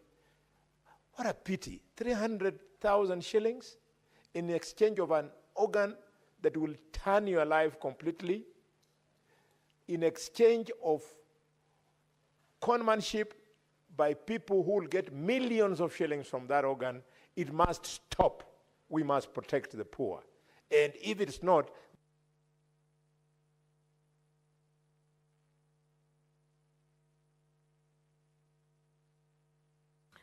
Senator Khalwale, you can finalize in 30 seconds. In 30 seconds. Yes, Madam Speaker, I finalize by addressing the Minister of Health. He is not going to intimidate anybody. The Minister of Health is on record bragging that although he is not a doctor, he knows more than a doctor. Duale, please. Please, you are a small boy. I saw you found me in this parliament. Senator Khalwale, please withdraw those words. Don't use unparliamentary language. Okay, I withdraw the small boy part, but caution him again and again to stop playing with doctors. He should go and reflect what became of his classmates with whom they were in high school. How was he performing in class compared to his classmates who went to medical school? He owes them some degree of respect. Being appointed as a minister does not make you supernaturally clever. In fact, there are Kenyans who would be making this government performing better if they were the ones in those ministerial dockets. Mahoba. Senator Mutinda. Madam Speaker, I do rise to make comments on Senator Cherargei's statement in regards to the 10% tariff that has been imposed to the Kenyan exports by United States of America. Madam Speaker, we all agree very much that tea, coffee, the horticulture, textile, but especially tea and coffee are the highest economic horticultural products that we have in this country. And the increase of these tariffs, Madam Speaker, definitely then will impact negatively as far as the revenues for these two products are concerned. I hope and believe that the committee that has been assigned this particular discussion will be able to look into this so that we do not really water down the efforts of our farmers in the tea sector and the coffee sector. Madam Speaker, allow me to touch also on Senator Onyonka's statement in regards to the kidney transplants in this Medihill Hospital. Madam Speaker, Medihill, from where I sit, where I've passed by and seen how it looks very classy, it looks very nice, a good hospital, well-maintained and all that. So of course, Madam Speaker, the expectation is that the standards and the administration, services are up to as what you see, as what your eyes see. But Madam Speaker, what we've seen of late, the documentary that we saw, it's completely out of this world, Madam Speaker. You know, the other day, last year, I think last year, yes, when we had the issue of Shakahola, the discussion came of, was it issues, a business of organ sale or operations in terms of these organs being removed from Kenyans and sold out there. A lot of discussions, you know, went round. Now, with this issue that has been highlighted from such a hospital, it's very sad, Madam Speaker, and I want to request the relevant ministry, which is the Ministry of Health. It has a new ministry. I believe Dwale will be able to perform, will be able to deliver. He's been assigned different ministries, and we've seen him streamlining these ministries. Madam Speaker, at times you don't have to be a doctor to serve in this particular Ministry of Health.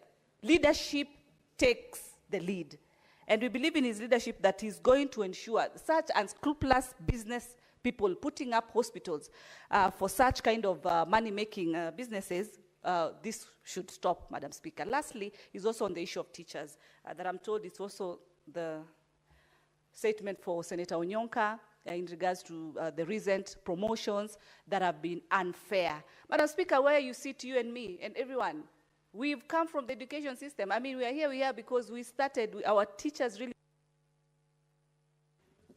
30 seconds, Senator. Oh, thank you, Madam Speaker. So our teachers, for Christ's sake, Madam Speaker, they deserve good promotions. They deserve fair promotions, Madam Speaker. Everyone has passed through the education system. So it is fair.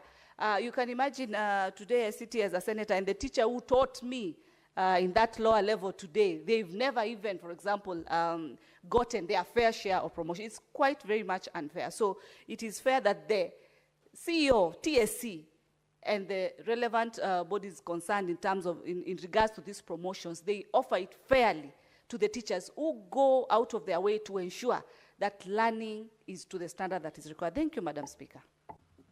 The last speaker will be Senator Eddy.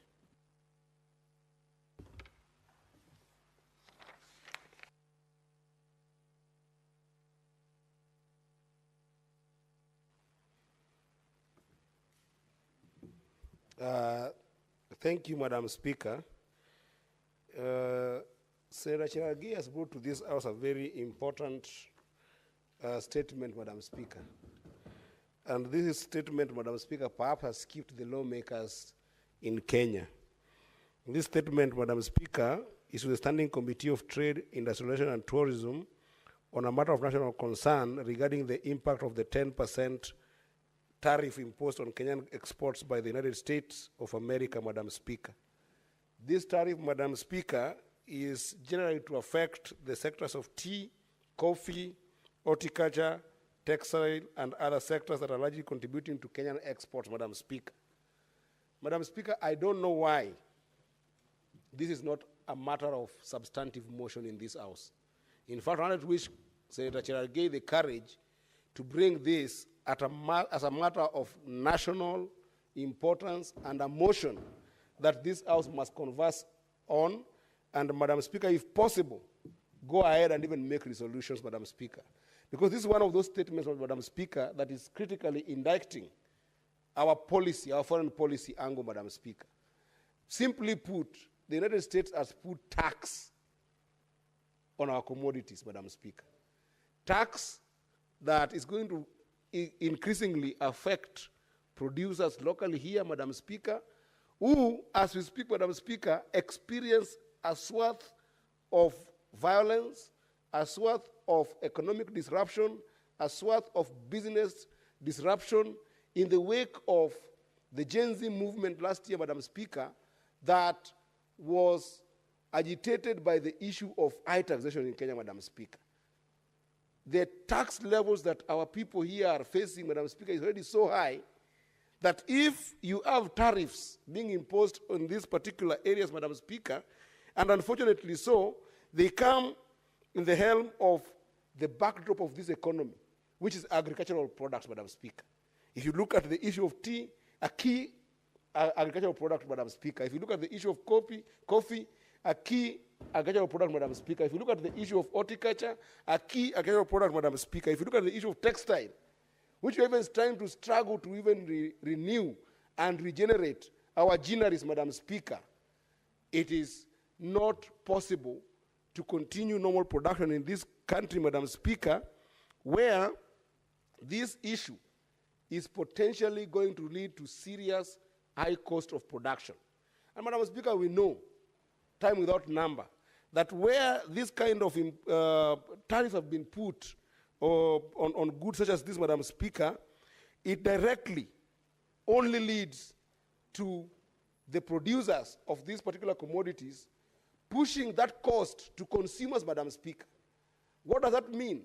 It means that Kenyans who are already extremely taxed will now also face serious consumer prices rising to them on the basic goods and services that they provide to these companies, Madam Speaker. So my urge, Madam Speaker, is that the moment the United States chose to impose 10% taxation on these commodities, Madam Speaker, it should have, and we have an opportunity, Madam Speaker, actually in both houses, it should be a matter of substantive motion that we must discuss, and it must inform also our foreign policy on how we want to engage with the United States, Madam Speaker.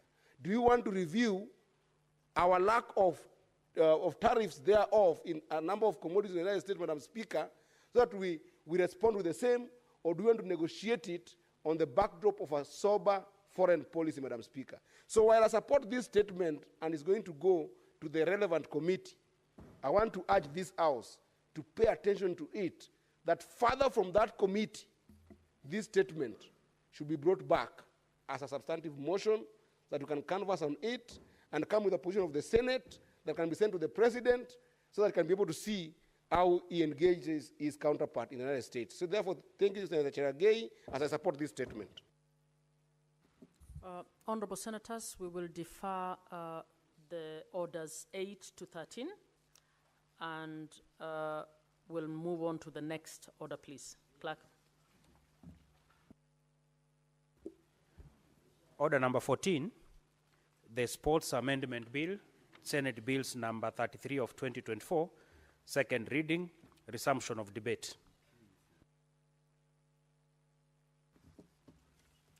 Senator Okech, you had a balance of 15 minutes to go on this bill.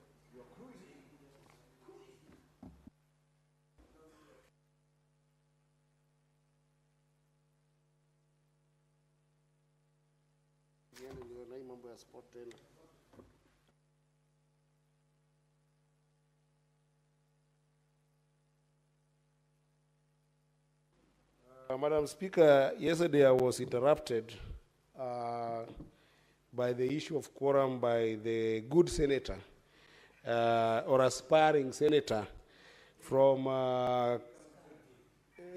from Kwale, Madam Speaker, who was trying to catch probably his flight, being a Sky Team member. And Madam Speaker, I'm glad that today his flight is not being interfered with and is around, and he looks very excited to contribute more. Senator, please focus on the on a lighter note, Madam Speaker. But Madam Speaker, this is a very fantastic bill that has been pushed forward by the great senator of Nairobi, And just to recap, that the Senator of Nairobi is working hard around the clock to make sure that we can be able to have our counties, from the money that they receive, just 1% of that money be dedicated to a sports fund within the counties, so that, Madam Speaker, those organizations within sports, organizations that are established to have been registered, whether individually or as a group, can then be able to benefit from what we would say some sort of funding by the county government in a predictable way that allows them to be organized and to participate in different platforms of sport, Madam Speaker. And Madam Speaker, as I recap on this, yesterday I did intimate that indeed sporting has been left to grow like one of the seeds upon sowing that grows in among thorns, surviving on its own, Madam Speaker. Because if you cast your eye upon our sporting activities in this country, Madam Speaker, sport thrives in three ways, Madam Speaker. One is organically through community organized organizations that then support some form of sport here and there. And then the second way, Madam Speaker, is that sport thrives within our schooling systems, be it primary and secondary, and then to the university level. And Madam Speaker, you will notice that the higher level of education you go, the more the sports start dwindling. And that is because the investment in terms of both management, funding of it, infrastructural support of it, and even more broadly, professionalization of sport becomes a problem. So that means that there is nothing as devolved by the DNA of our own country in terms of our own organization as sports. But the problem that has been, Madam Speaker, is that we have not seen the commercial viability, the business case for sports in our country, to the extent that we have left this local organization of sports to just take an organic format. And this is one of those ways to make sure that you can be able to enable sports to thrive as a case that is an economically viable mode of belonging in our country, Madam Speaker, that in some ways can even try and uptake a swath of young people who do not have economic opportunity in this country, Madam Speaker. What do I mean by this, Madam Speaker? If you were to have a bird's eye view position on the issue of sport in our country, Madam Speaker, you'll realize that actually the most popular sports are the ones that get a bit of attention. Not enough attention to make them thrive, but just a bit of attention. For instance, Madam Speaker, athletics in this country. I say it gets a bit of attention because there is no proper investment in the infrastructure that is needed to support grassroots organization of athletes to the extent that they can grow to national level.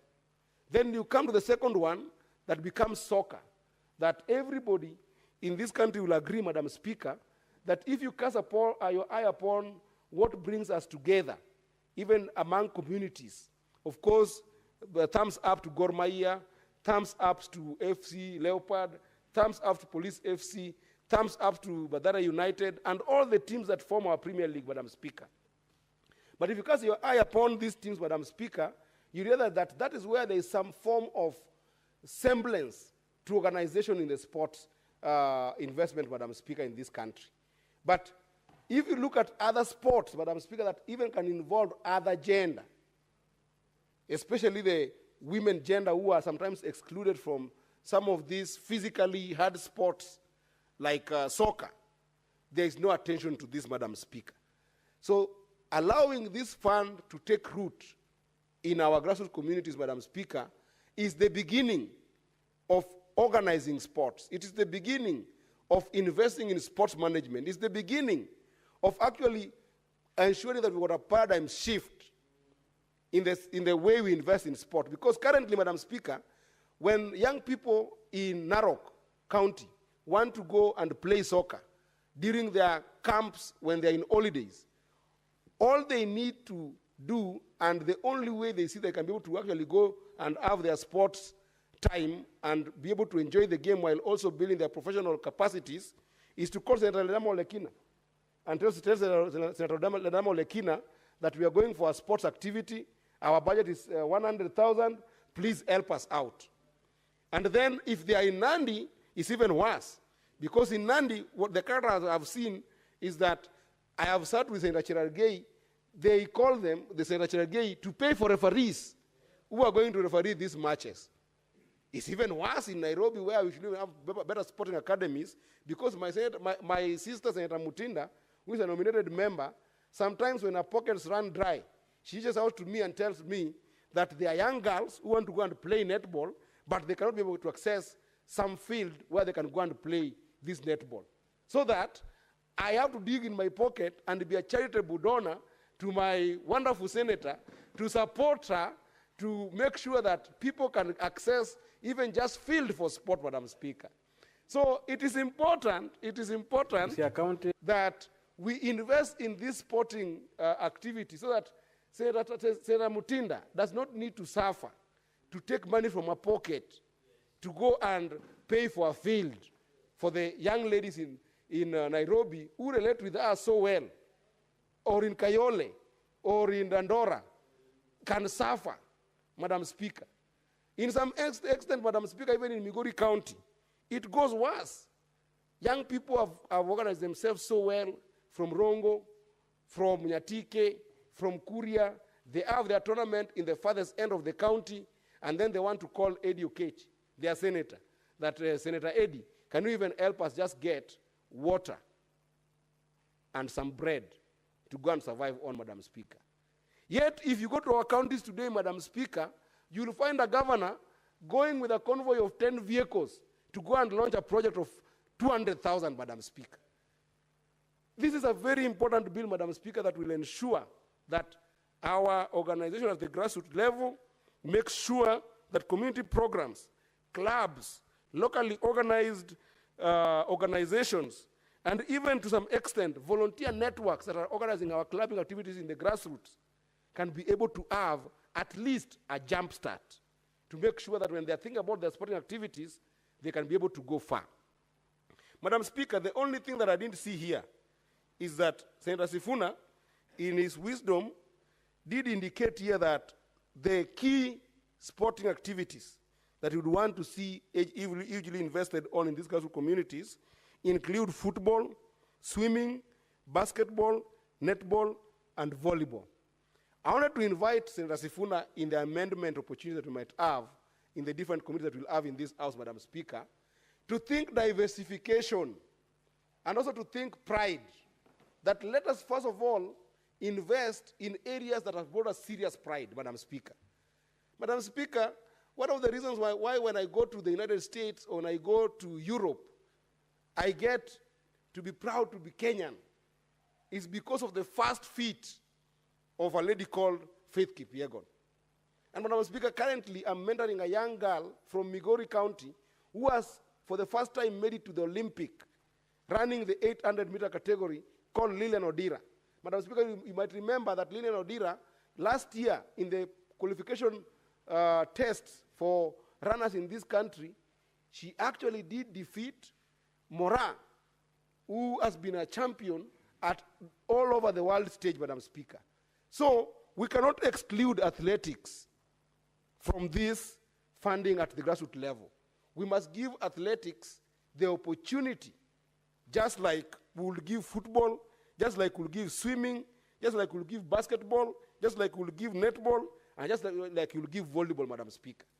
But even more adventurous, Madam Speaker, if you are an enthusiast of sporting activities and you are keen to watch things like the Olympic, Madam Speaker, you realize that in the Olympics, Madam Speaker, there are a lot of sporting activities that some of them, you wonder that, why wouldn't my son or my daughter in Kenya, if I am a Kenyan, cannot participate in them, Madam Speaker? For instance, Madam Speaker, we have seen in America a number of young kids going for gymnastics as a major sport that brings glory and honor to the United States. And they compete with their counterparts from Russia, from China, from Japan. Madam Speaker, these are sports that if you are to put people from Tarakaniti, where my friend Senator Gataya Mofaya comes from, You will have very good gymnastics, Madam Speaker, who can compete at the global stage. But we don't give them priority because we don't see them as sports, Madam Speaker. If you think about sports like synchronized swimming, Madam Speaker, if you come from the lake where I come from where Senator Faki comes from, in the Indian Ocean, Madam Speaker. In the Indian Ocean, when you go there, Madam Speaker, you realize that even Chimera, Senator Chimera, the kind of swimming that this gentleman does in snow, they call it snorkeling. They do a lot of snorkeling, Madam Speaker, and they go and swim with the dolphins right in Wasini Island. And this is an opportunity where they can be able to get, when you think about sporting in a broad capacity, that we see a lot of those diversified sporting opportunities in Olympics, that I think that people in Kenya have got more than talent enough to go and participate at a global level. So I want to evoke the spirit of Ajua in Migori County, that Ajua can be a sport, Madam Speaker. This is what we call Mankala sport. It can be a sport that we showcase not just locally in Migori County, but all the way nationally, Madam Speaker. All the sporting activities that we are seeing being done at the Olympic levels, Madam Speaker, let encourage our counties that when this fund being supported by Senator Sifuna comes to law, we must see investment in those areas, Madam Speaker. Lastly, Madam Speaker, because I want to give time to my colleagues who also contribute in this wonderful bill, is that there is a conversation, Madam Speaker, that I have seen the Right Honorable Prime Minister Elamu Odinga bringing around devolution, Madam Speaker.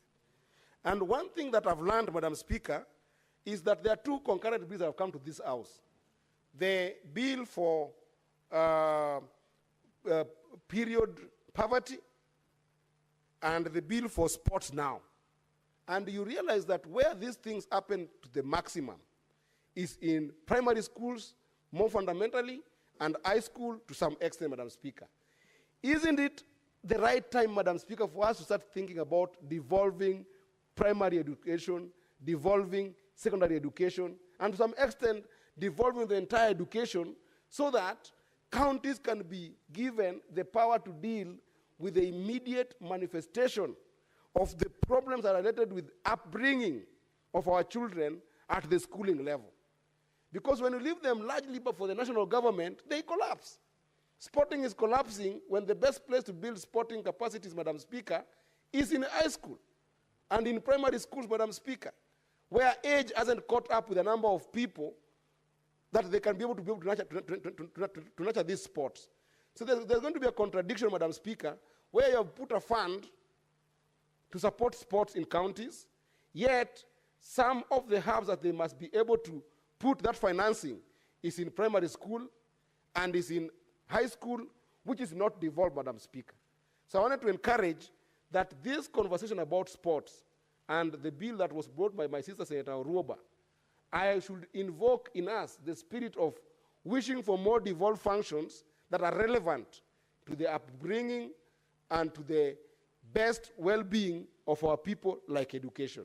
With that, Madam Speaker, I appreciate Senator Sifuna, and I support this bill in totality with amendments in the areas that I have tried to cast some thoughts on. I thank you, Madam Speaker. Senator Ledama.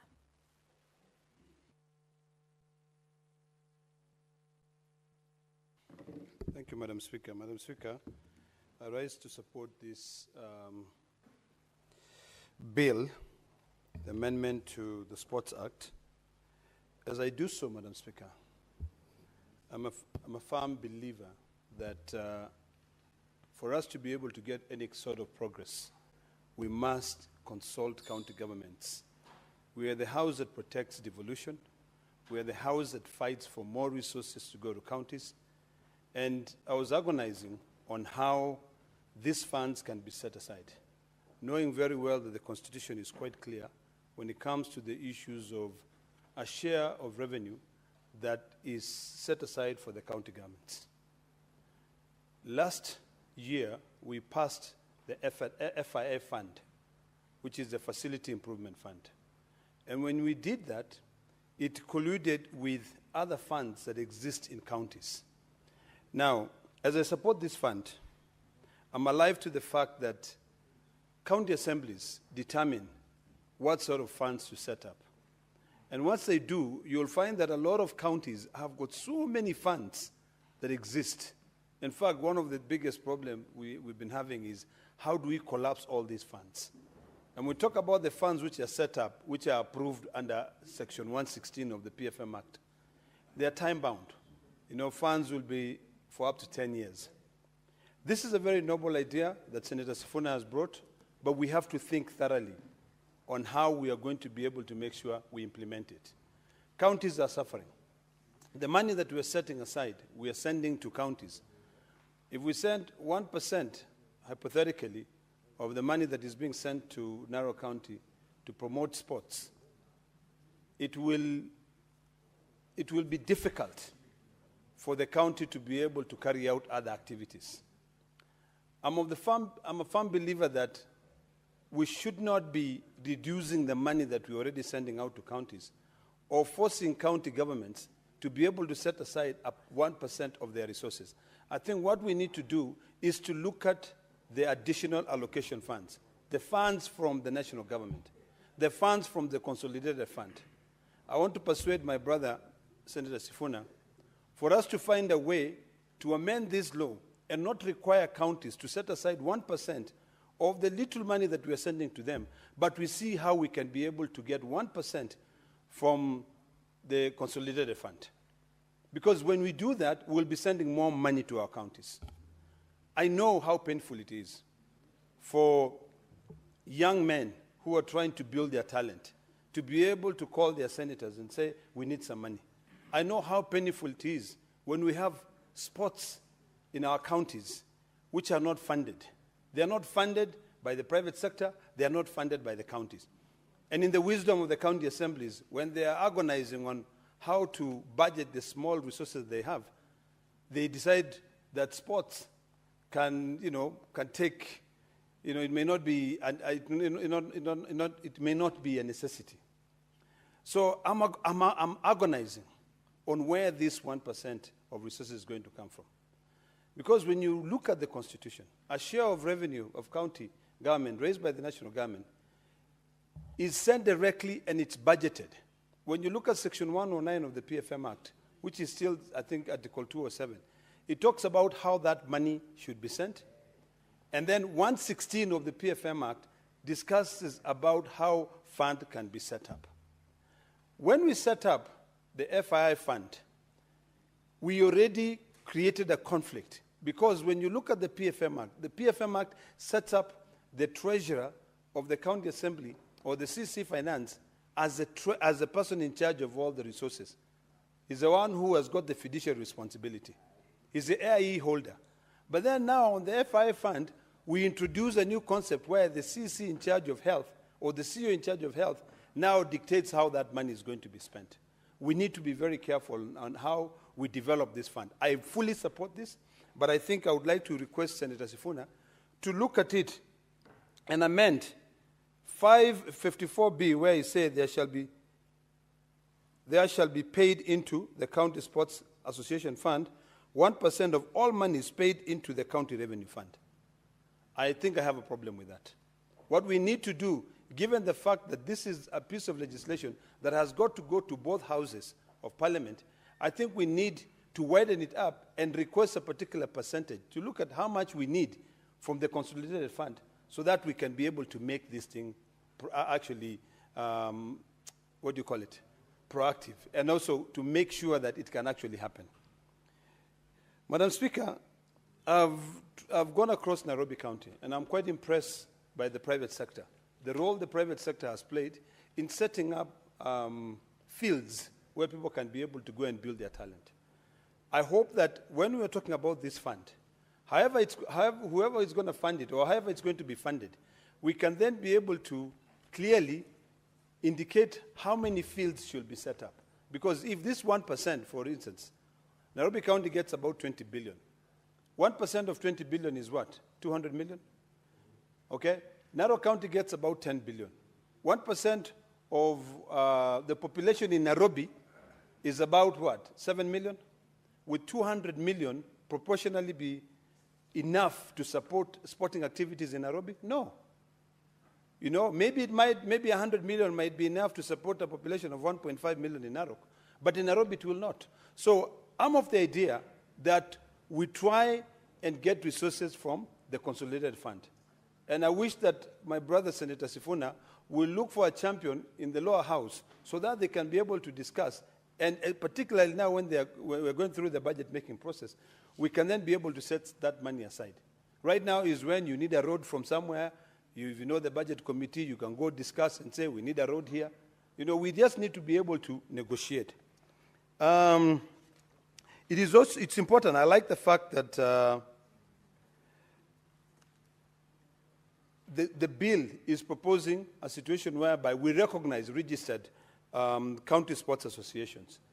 I think it's important that each one of us here as senators really try to understand what associations are there and what support do they have. Can we talk to the private sector as well? Because government may not be able to do everything. With the little resources that we have. Today we are talking about borrowing from the World Bank about 100 billion shillings. And of course the World Bank has got their own stringent measures. They want us to pass legislation that will be, you know, uncomfortable to most of us. So it makes it very difficult. So I think what we need to do is to figure out how do we tap in, how do we encourage CSR from all those entities that are working, all those businesses that are doing business in our counties, and try to see whether even 1%, if we could include a particular amount, maybe that 1% could be added in the fees for licenses. Some people might say it's over-taxation, but we have to be creative enough because the money that we are sending from Nairobi, the money that we are sending from the national government is not enough to support these counties. I just want us to be a bit creative. Madam Speaker, it is imperative that we become creative. And the reason why I'm saying we must be creative is because earlier on we were discussing about the tariffs, which are imposed by the current president of the United States of America, Donald Trump. And for me, I see that as an opportunity. I actually say thank you, because it's about time that we realign our own existing resources to build our economies. This issue of relying on the West so much and lamenting and saying it's going to have a big impact on us, I see it as an opportunity. We have a lot of resources. Those resources are exploited by foreign entities. Suppose we look back and we say, how is our mining sector? Can we get some money from the mining sector?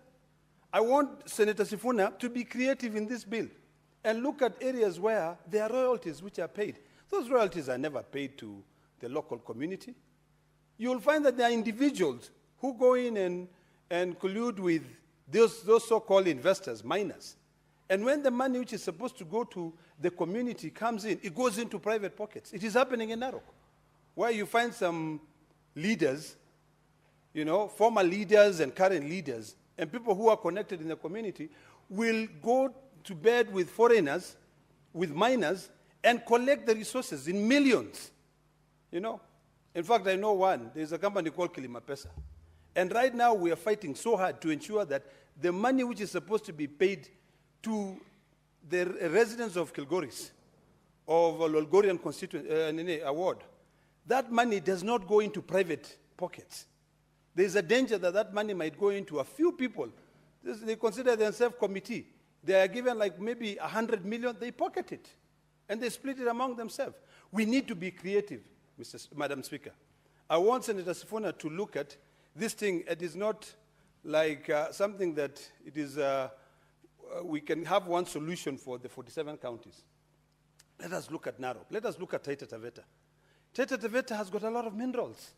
Can we work with these state departments and figure out, when we have a picture of Kenya, what resources are coming out from Kenya?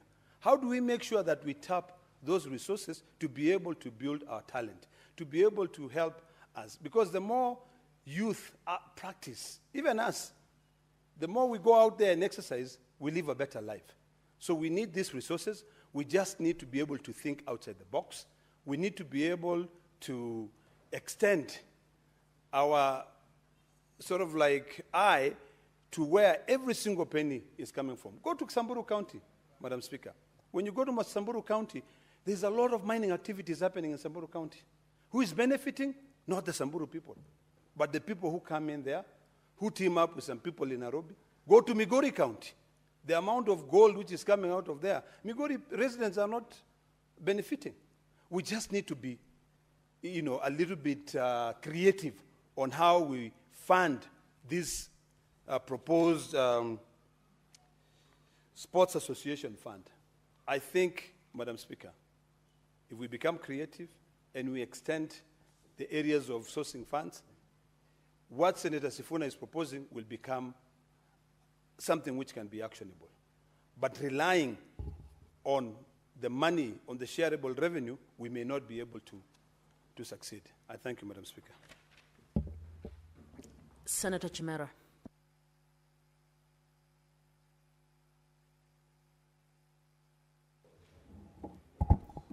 Asante sana Bispika kwa fursa hii.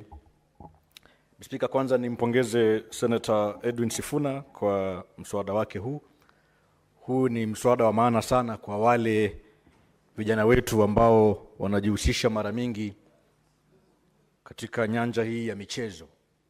Wale wakimbiaji kutoka kaunti ya Nandi ambapo Senator Cheragea anatokea, ambapo pia ni mashemeji zangu kule Nandi, wachezaji mpira kutoka kaunti mbalimbali, wakimbiaji, wale wanaocheza michezo ambayo inasemekana kwa kizungu indoor games.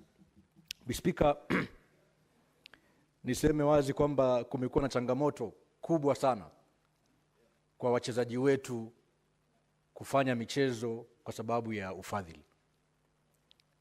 Utapata timu nyingi hususan za mipira ambazo zinacheza mpira nyanjani kule, sehemu zile za mashinani sana, wazungu huita rural areas, Bispika. Wana changamoto si haba ya fedha, Bispika. Utapata kuna timu ambayo inafaa kusafiri pengine kwenda kuchezea mechi ya kirafiki pengine kaunti ya mbali, kwa mfano kutoka Kilifi, na wanafaa kwenda Nyanza kwa mfano kucheza mchezo ule, Bispika, na hawana ufadhili. Nafikiri mapendekezo yale ya Senator Edwin Sifuna ya kwamba wachezaji wote hawa wajiweze kujisajili katika makundi tofauti tofauti ili waweze kupata mfumo wa fedha kutoka kwa serikali ni jambo la maana sana, Bispika. Na najua senator kutoka kaunti ya Narok, naona leo amepewa jina lingine kwamba yeye ni Simba. Sijui ni Simba jike ama ni Simba la dume au ni Simba jike, na taarifiwa ni Simba jike. Kunradhi Bispika. Kunradhi Bispika. Naomba nitoe hiyo Bispika. Order Senator Nyamira. Can you withdraw that? Nimetoa na nimeomba msamaha Bispika. Niseme kwamba yale makundi yote ambayo yatapata fedha hii, Senator Ledama amekuwa na wasiwasi kwamba ni kwa nini tunatoa fedha hii 1% kwa ule mgao ambao unakwenda moja kwa moja kwa kaunti zetu, na yeye akawa anapendekeza kwamba tuweze kufikiria njia mbadala za kuongeza kitita hichi. Nakubaliana na mawazo yale, lakini nimwambie kwamba lazima tuanzie mahali fulani, kwa sababu tunaona ile kero ambayo vijana wetu wamepitia. Mimi leo hii Bispika, kuna timu pale kaunti ya Kwale, timu inajiita SS Asad Bispika. Timu hii inashiriki katika mechi ama katika mchuano ile ya ligi kuu ya kitaifa Bispika. Nafikiri kama daraja la pili ama la kwanza Bispika. Na timu ile inafaa kusafiri kutoka Kwale, nafikiri takriban kila weekend kwenda pengine maeneo ya nchi zingine ya county tofauti tofauti. Watakuwa pengine wana michezo Migori, wana michezo Kisumu. Na timu ile imepata shida sana kupata ufadhili Bispika. Na serikali ya kaunti ya Kwale imejaribu kuipatia ufadhili, lakini ufadhili ule Bispika haujatosheleza timu ile. Na mimi kila weekend Bispika, mimi hupata maombi kutoka kwa maafisa wa klabu ile wakiniomba kwamba kama kiongozi wa kisiasa, kama kijana kutoka kaunti ya Kwale, kama mtu ambaye ninapenda michezo, maana pia mimi ni mchezaji Bispika.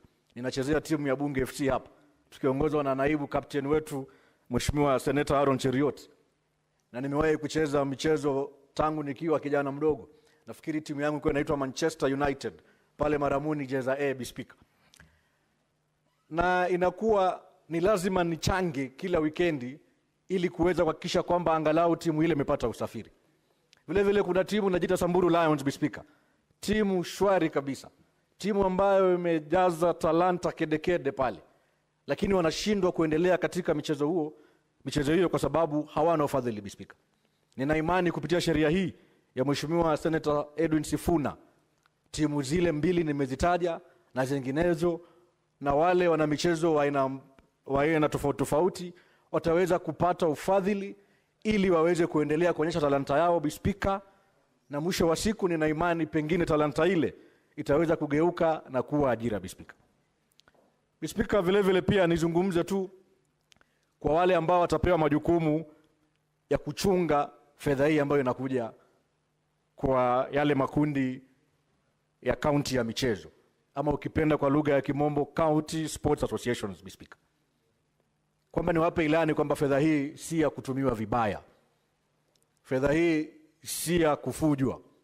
Fedha hii ipo kuhakikisha kwamba wale vijana wetu ambao tunawapenda, ambao tunawaenzi, ambao tumekuwa tukiwapatia support aidha kupitia vifaa vya michezo, kupitia pesa taslimu, waweze kupata fursa ya kushiriki katika michezo yao kikamilifu Bispika.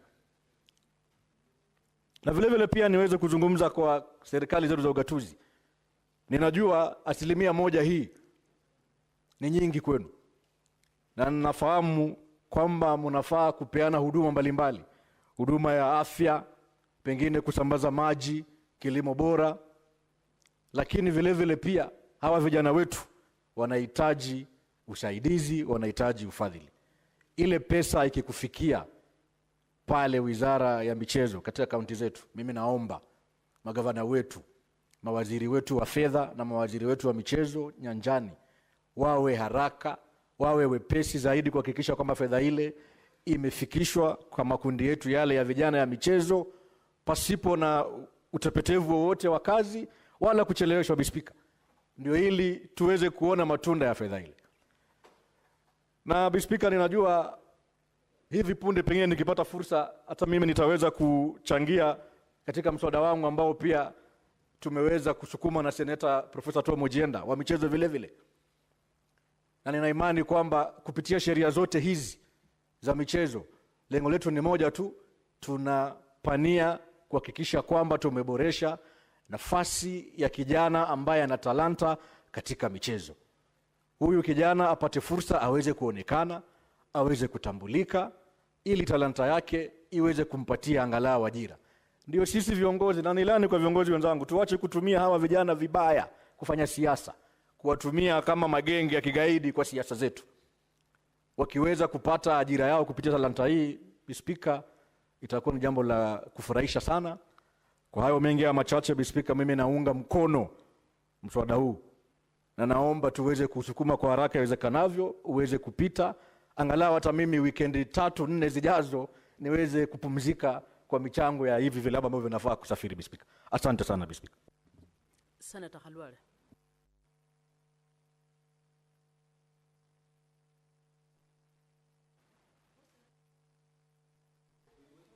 Thank you. Thank you, Madam Speaker. Madam Speaker, allow me to congratulate Senator Edwin Sifuna for this industry. Madam Speaker, I can't concentrate because of the lamentations from Senator Cherargei and Mungatana. Please remind them that under our standing orders, practices and protocols, I'm in leadership. Senators, please allow Senator Khalwale to proceed. Thank you, Madam Speaker, for the protection. I wanted to applaud Senator Edwin Sifuna for this good industry, and I'll quickly want to urge him to realize that this thing is bigger than he thinks. Yes, it is his brainchild, but he needs to bring many more players on board so that we can make this law more comprehensive. Very quickly, in establishment of the County Sports Association Fund, for example, he has mentioned how the sources of the fund. We can quickly agree with him with A, B, and C, but also help him to also realize that we can make money from, source that money from gate collections at the various stadia. We can also make money from hiring out the various stadia.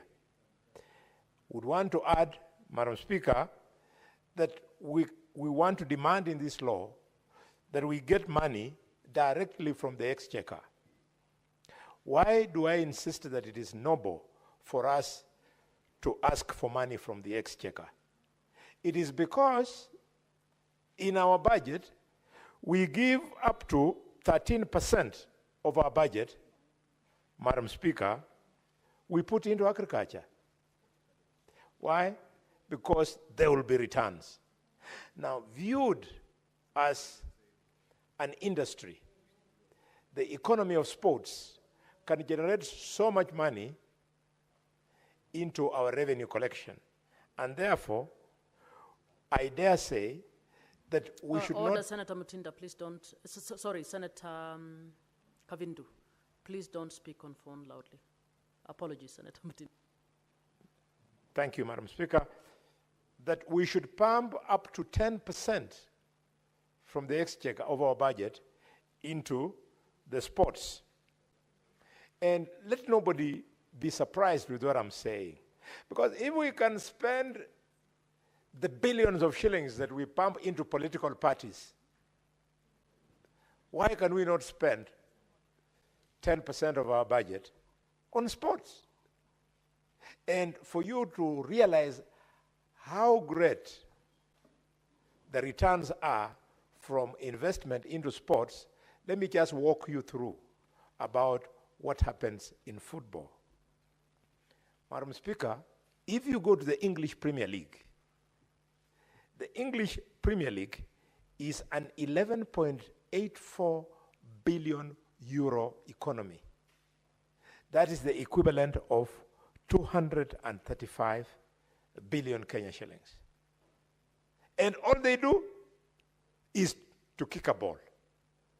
But in our case, they'll kick a ball, they will run to be the famous champions of Eldoret, and what's more, Madam Speaker, if we invest, our sports will not just be limited to football and athletics, but I'm slowly waking up the country to the potential of investing in bullfighting.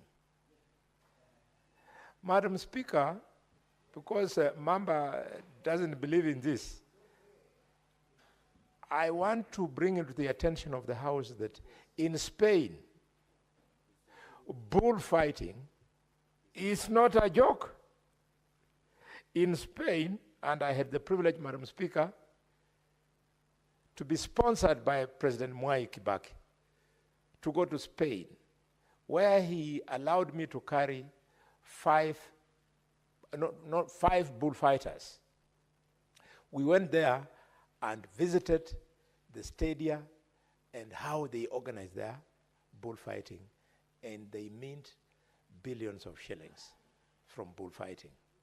A day will come when bullfighting of Marinya, when bullfighting of Ikolomani, when bullfighting of Isoga, Malaba and Butoto will be a major income earner to the economy of this country. I tell you. Madam Speaker, having said that, allow me to pay a tribute to President Mwai Kibaki. Okay, there's nothing out of order. Proceed. To Madrid. But not just that. In 2008, Mwai Kibaki came up with Vision 2030. And inside Vision 2030, yes, he had the pillar on the economy, he had the pillar on political stabilization of the country, but he also had the pillar on the social issues. Under sports, that's how Kibaki, after realizing what bullfighting would do in the social pillar, he was able to put money into us to go and learn something. Courtesy of that investment, I was able to kickstart the construction of a stadium in Malinya. That stadium has stalled, but I know, God willing, once I become the governor of Kakamega, I am going to complete Malinya Stadium.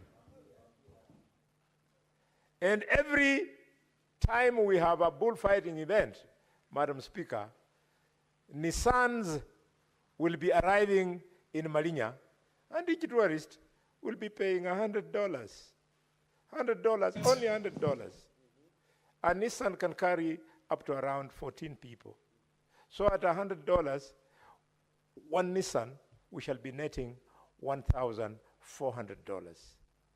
To fill that stadium, we shall be needing in excess of almost 50 Nissans. You cannot imagine the multiplier effect of that industry, I believe. Madam Speaker, Kibaki wanted to quickly transform Kenya into a middle-income country by the year 2030. And as adequately articulated by Senator Osotsi, when the Jubilee government took over from Mwai Kibaki, they went and found inside the sports fund billions of shillings, and they started salivating for those billions, and that's how the stadia that Kibaki had wanted to grow from this initiative came to naught. I cannot, Madam Speaker, comment by paying tribute to President Kibaki and forget about a young man from my backyard by the name of Honorable Ababu Namwamba. Not many people know that Ababu was a square peg in a square hole in that ministry. Ababu was a symbol of success when he was Minister for Sports. It is under Ababu that the ban on FKF by FIFA was lifted. That is how Kenya came back into competing in soccer. It is during Ababu's time, Madam Speaker, that the soccer events that now have been reinvigorated in our secondary schools came up. Today, if you go to our secondary schools, the soccer that used to be in Green Commandos, Kakamega High School, the Scorpions of Musingo High School, the champions of Kisii High School, the champions of Kisumu Boys are back. They are now competing thanks to efforts by Ababu. I want to celebrate Ababu because Ababu, the Talanda Sports City in Ngong, was his brainchild. And when you go there, the construction which was ongoing, I wonder, how was the decision made to remove Ababu, who was performing, and then bring there people like the way I saw, he's called Ruku. I saw a guy called Ruku being interviewed to become minister. The guy struggled. Then they put there another lady, Madam Speaker, called Jeptumo, with due respect, wife of our colleague. But she's not material for minister. You saw the minister who is going to be in charge of gender, telling the whole country which cared to listen that the reason why our young girls die in Airbnbs is because they are hungry for money. Madam Speaker, you'll have your space. You'll challenge What's your me. point of order, You'll challenge Senator me. Professor Kamar? Please sit down, Senator Khalwale. Madam Speaker, did you hear the honorable member tell us that an unqualified person, I don't even want to mention names, has been elevated to be minister? Which criteria does the Honorable Alwala have for appointment of ministers, which we don't have in this House? Senator Khalwale, unless you're able to Madam demonstrate Speaker, that... because of the respect I have for Prof, you will withdraw. I wish she had told me what she wanted me to do. She has not told me, but because of the respect I have for her, all I meant, Prof, and I'm a very serious debater, is that... Senator Khalwale, Senator Professor Kamar, you want to clarify what you said? I'll be happy. Yeah, by saying if he does not have a criteria that is laid out that somebody has, that the National Assembly has failed to use, then he should really withdraw that. It should not be now answered. Senator Khalwale, you need to demonstrate that the criteria applicable to a minister was not met by the National Assembly, or withdraw what you said. Thank you, Madam Speaker. Madam Speaker, I'm surprised that a teacher of a university can fail to remember that the high standard Senator of Khalwale, appointing ministers, I'm now expanding. No, of appointing Senator Khalwale, you just want to explain how the two ministers, and you made reference to two ministers, failed to meet the qualification standard set, that is required of ministers. Okay. Let me prove it this way. Madam Speaker, the standard of a minister under the new constitution is specified. They are not only appointed by the president, but they are supposed to undergo rigorous vetting. It is because of what Kenyans saw during the rigorous vetting that we realized Senator they Khalwale, failed. the allegation is by you, not by Kenyans. Can you please just Yes, go to the point? it is that rigorous vetting which I witnessed that made me get persuaded that they will not perform. You can't pretend. You either have it or you don't have it. Senator Khalwale, you have not demonstrated that the Senator Khalwale, this is serious. Yes. You have not indicated the bar that they did not meet. Please. Madam Speaker, because I'm discussing about colleagues, I don't want to take it beyond what I've said, but if Prof insists, I'll withdraw. Madam Speaker. Senator Khalwale, it's not Prof insisting. It is the chair who is asking you to withdraw because you have not demonstrated what I've asked you to demonstrate. Would you kindly withdraw? Madam Speaker, because the chair is my kid sister, I want to make her very happy by, by withdrawing. Order, Senator Khalwale. Thank you, Madam Senator, the chair is the chair. You know, I have withdrawn. I withdraw. Madam Speaker, the issue that is very clear in my mind is that if we fall back to Vision 2030 that was envisioned by President Mwai Kibaki in 2030, where development of stadia was a priority, if you care to read it, President Kibaki wanted that in every county today, we would be having a stadia. High quality. And because of the talent that abounds, you can't imagine the latent talent that would untap. Who would have known until recently that lawyers can produce some of the best athletes? The fastest man in Africa today is Ferdinand Kakayanga Omonyala. The fastest man in the world in 800 meters is none other than Wanyonyi from Bungoma. I forgot to say that Ferdinand Omanyala Kahayanga, the grandmother. No. I would love to. The grandmother of Ferdinand is called Mshere Balea Wakahayanga, who happens to be my elder sister. That is my grandnephew, if there is such a thing.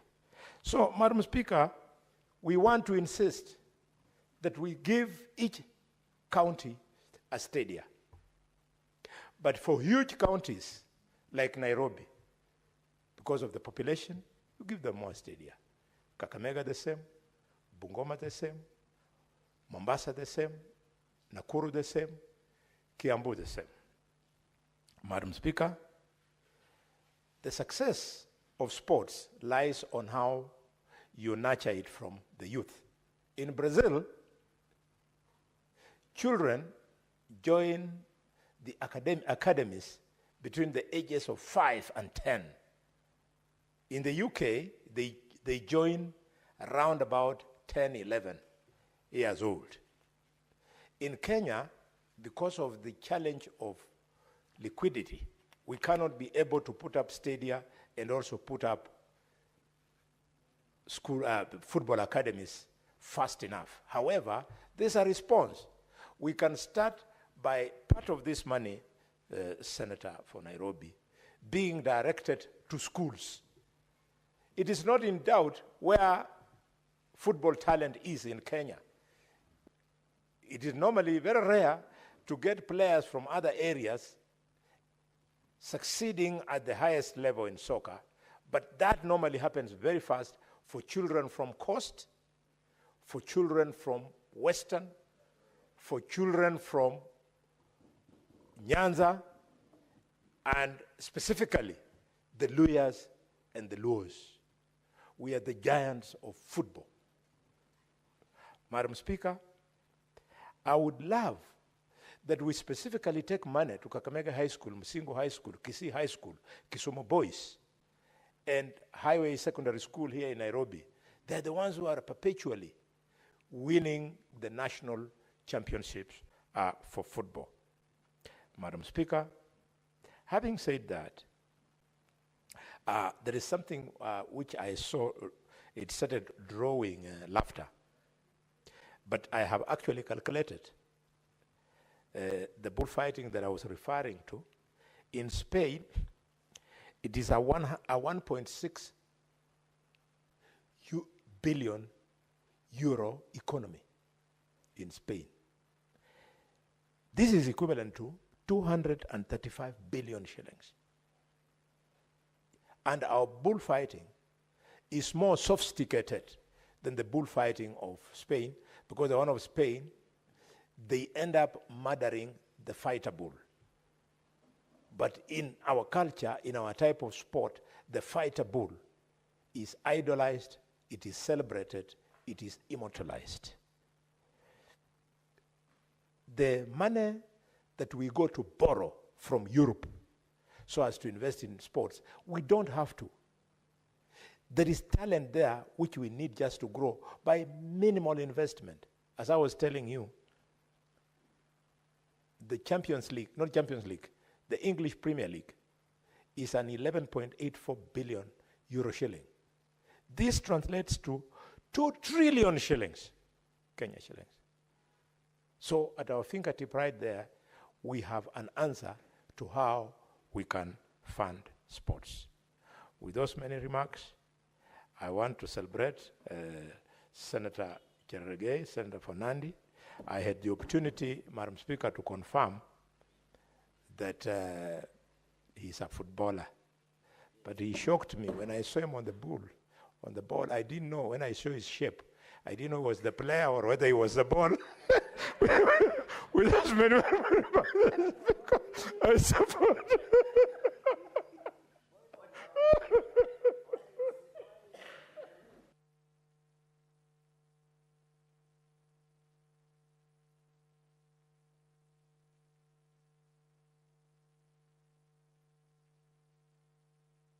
Senator Mutinda.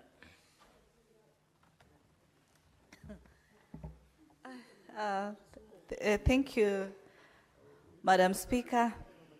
Let me start by really appreciating my Senator of Nairobi, Senator Sifuna, for this great bill. Madam Speaker, I would request that you ask Senator Boni to Order. Please listen to Senator Mutinda. She listened to you as you presented. Thank you so much, Madam Speaker. Let me really repeat and say we really are proud of this bill because, Madam Speaker, this bill goes a long way. The generation that we have today, Madam Speaker, is very much talented from different perspectives, Madam Speaker. And this bill, the way I've looked at it, Madam Speaker, is talking about the sports fund at the county levels, Madam Speaker. Let me begin by clause 54B, Madam Speaker, which talks about this, the County Sports Association Fund, and further talks about Part A on the 1% from the CRF account, Madam Speaker.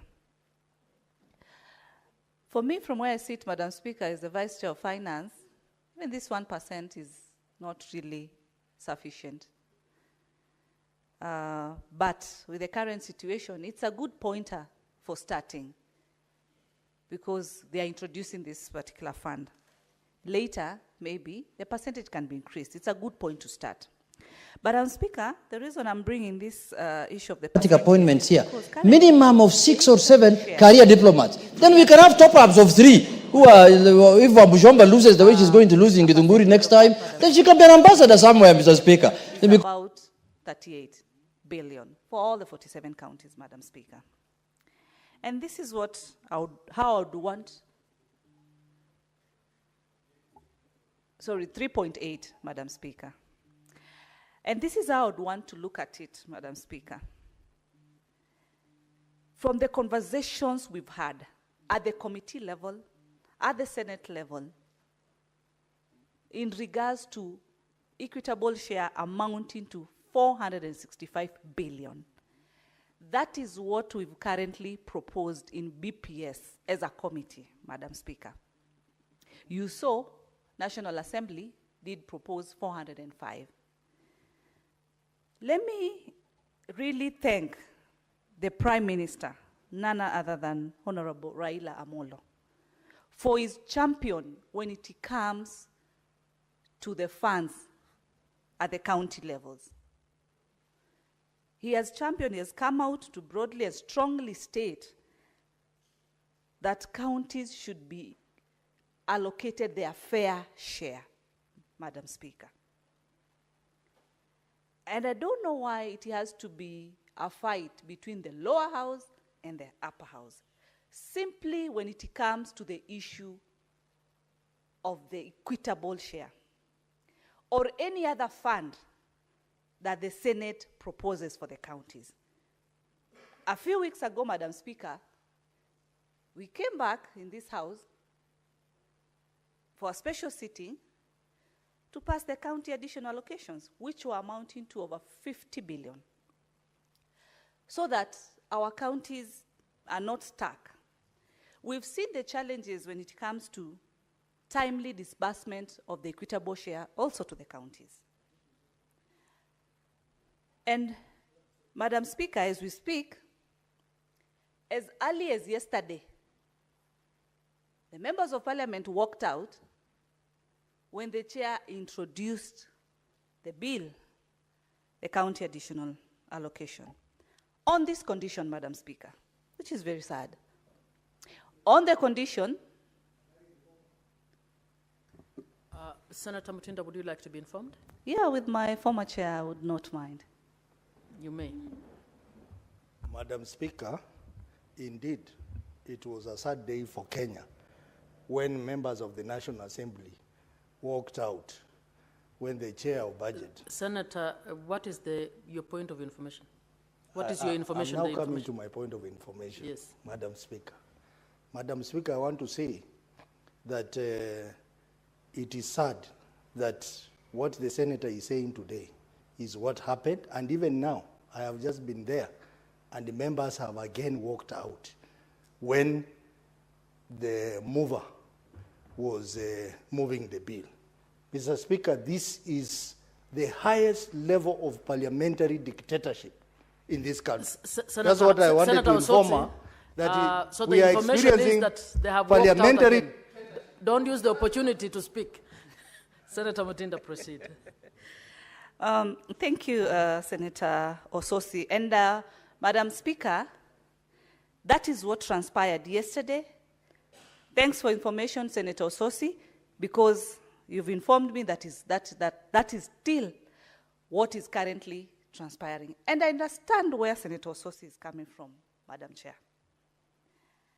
I remember boldly, I might not have been there, but I'm informed that boldly Senator Ososi stood up and raised the same question, the same concern at the relevant forum.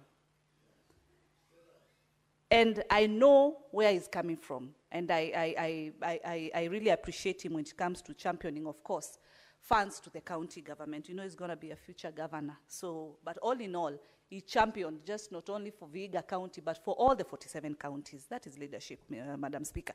Madam Speaker, my point is in relation now to the funds. We saw after the finance bill was not assented to, we had to, again, lower the allocation. As we speak, the allocation stands at 387 billion, Madam Speaker. You can hear what is happening as far as the county additional is concerned. I've said they have proposed 405 for equitable share. What will happen?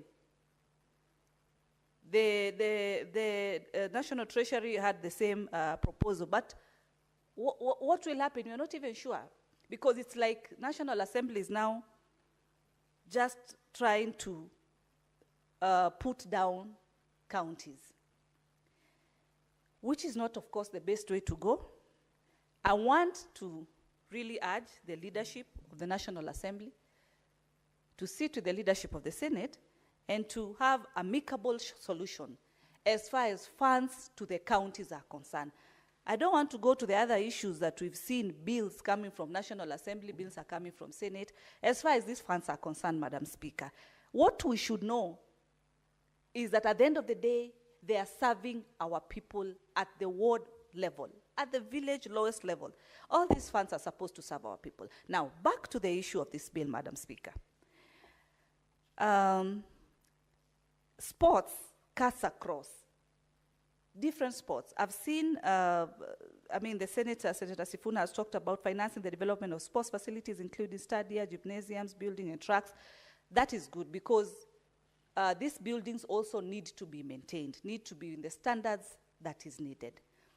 The sports can be broadened. We don't need to narrow just to the football alone. There are other, we are in 2025, there are other mode of sports that are also coming up, which should also be factored so that these talents are nurtured from a lower level. I agree that sports is in schools, and also it is at the mashinani level where our young people mostly are. And so the bill talks about funding to be given to teams that have a certificate of registration issued under the Sports Act 2023. This is okay. It should not just be limited to support teams within the learning institutions that are well established. Even those ones who have come up and decided to have their own teams, they should be supported.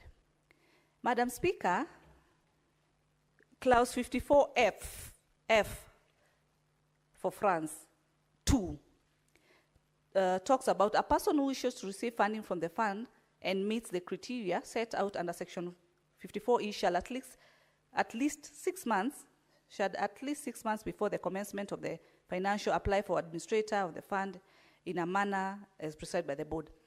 My concern is on the duration, 6 months. I didn't know why the senator decided to put it 6 months. Looks like quite a long period for people to meet deadlines, for people to be spot on what is required, for the administrators to be able to plan accordingly and strategically. I think it would be wise to reduce, maybe say for about 3 months, so that you don't give too much room. And then, you know, there has been this weakness at times of people seeking extensions and things like that, God forbid. But at least just lowering it. I didn't know why the 6 months, maybe we'll explain later, but just from how I've looked at it, 6 months would be quite a long period of time. Madam Speaker, the other day we saw the women team called the Kenya Grannies Mute FC. These are women aged between 52 to 75 years. I saw them emotionally cry with happiness for them having achieved their dream. A dream of going out of this country, and 2, of playing with another international, team. And that was Kenya and South Africa. They played with South Africa. And the beautiful part, Madam Speaker, is that they even won. They were so overjoyed, they were so happy. These are women between the age of 52 to 75, Madam Speaker. Then I ask myself, Madam Speaker, if when they were at the age of probably between 25 to their 40s or 50s, 25 to 40, let's say, if they nurtured their talents from then, what would we be having? We'll be having an international team, probably. We'll be having a team that has excelled to the highest international levels, Madam Speaker. This is a clear example of success when it comes to sports. I'm really very proud of this team.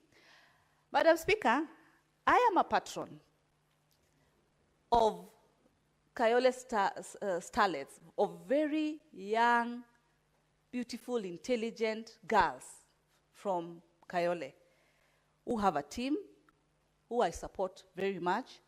And now I'm even happy because you know where we represent here in the city, this is the biggest county. And this is just one among the many teams that I do support. Now with this fund, and of course because, Madam Speaker, you know charity begins at home, and with our good Senator of Nairobi, of course the delegation of Nairobi, you know, will have a good opportunity to ensure that these funds are utilized by our people. So they go a long way. These are the talents that you should nurture, because our children have really portrayed excellence in this. Lastly, Madam Speaker, so that I give my colleagues also time to make their comments, I want to appreciate the chair of FKF, Hussein Mohammed. We've seen how he's been out here supporting teams, and I'm happy because he also continues to support my teams in the different sub-counties that they come from, something that I thought it would be good to also acknowledge, Madam Speaker. With those many and few, I look forward also to hearing Senator Chimera's bill on sports. I've inquired from him, and he's told me it's about the sports academies. And it's excellent because bringing this to the fund where we nurture the individuals, the players themselves, and also an academy, then we are really, really doing very well.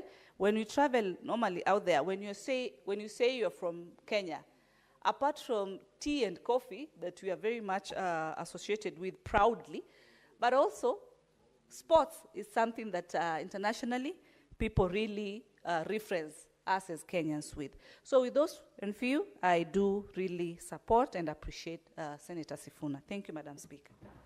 Senator Mungatana. I thank you, Madam Speaker, for giving me the opportunity to contribute in this bill. Madam Speaker, I rise in support of this bill, and I would just hammer the issue that this bill is making it mandatory that money be set aside for sports activities. In a county such as Tana River, Madam Speaker, sporting activity is ignored, neglected. Sports development is not there. In fact, the much that the county does is supporting its own team, which is in very low levels as far as the rating and standing of teams in Kenya is concerned. So, yet, Madam Speaker, in the Constitution, in the 4th schedule, Part 4, it is very clear that cultural activities and sporting activities are supposed to be the responsibility of the county government. But in some of our counties, and Tana River being one, they don't put money in these activities. And Madam Speaker, it's a very, very sad situation. So this law, when it takes effect, it would make sure that 1% at least of the monies that go to the county is set aside for sports and development of sporting facilities. This is a very beautiful development, and we should all support it. And I'm very happy that it has found its space in the Senate of the Republic of Kenya. Madam Speaker, what has then happened in Tana River is that people have come up with different clubs. You know, you find those who are a bit capable in this village and the other. People come up with their own clubs and try to support them. And Madam Speaker, the most successful club is called Sango Sportif. Sango Sportif FC. We say Sango because Sango is supposed to be our great-great-great-grandfather, a famous warrior, Sango Vere, who led our community against invaders in many of those years back then. So the most successful club is called Sango Sportif Football Club, and it plays in Division 2, and it has done very well. And what is harming this club is the lack of financial support. All the time, Madam Speaker, we are always called to support it. Now, if we had a fund that makes sure talent such as this is supported, then, Madam Speaker, we will go very far. In fact, if you look at what Sango Sportif is doing, you would be very proud of what they have done so far. They not only have a team that is playing away, very many matches away in the regional competitions, but they now have started an under-12 division. And this under-12 division, they are using, they are bringing in young people to nurture talent.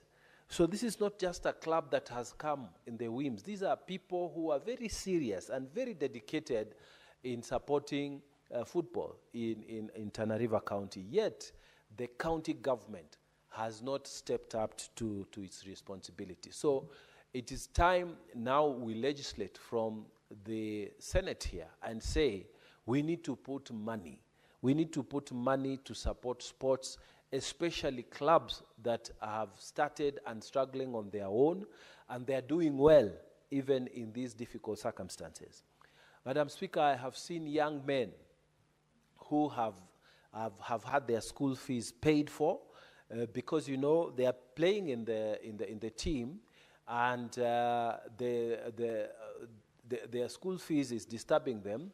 We sit together and we help them, Madam Speaker.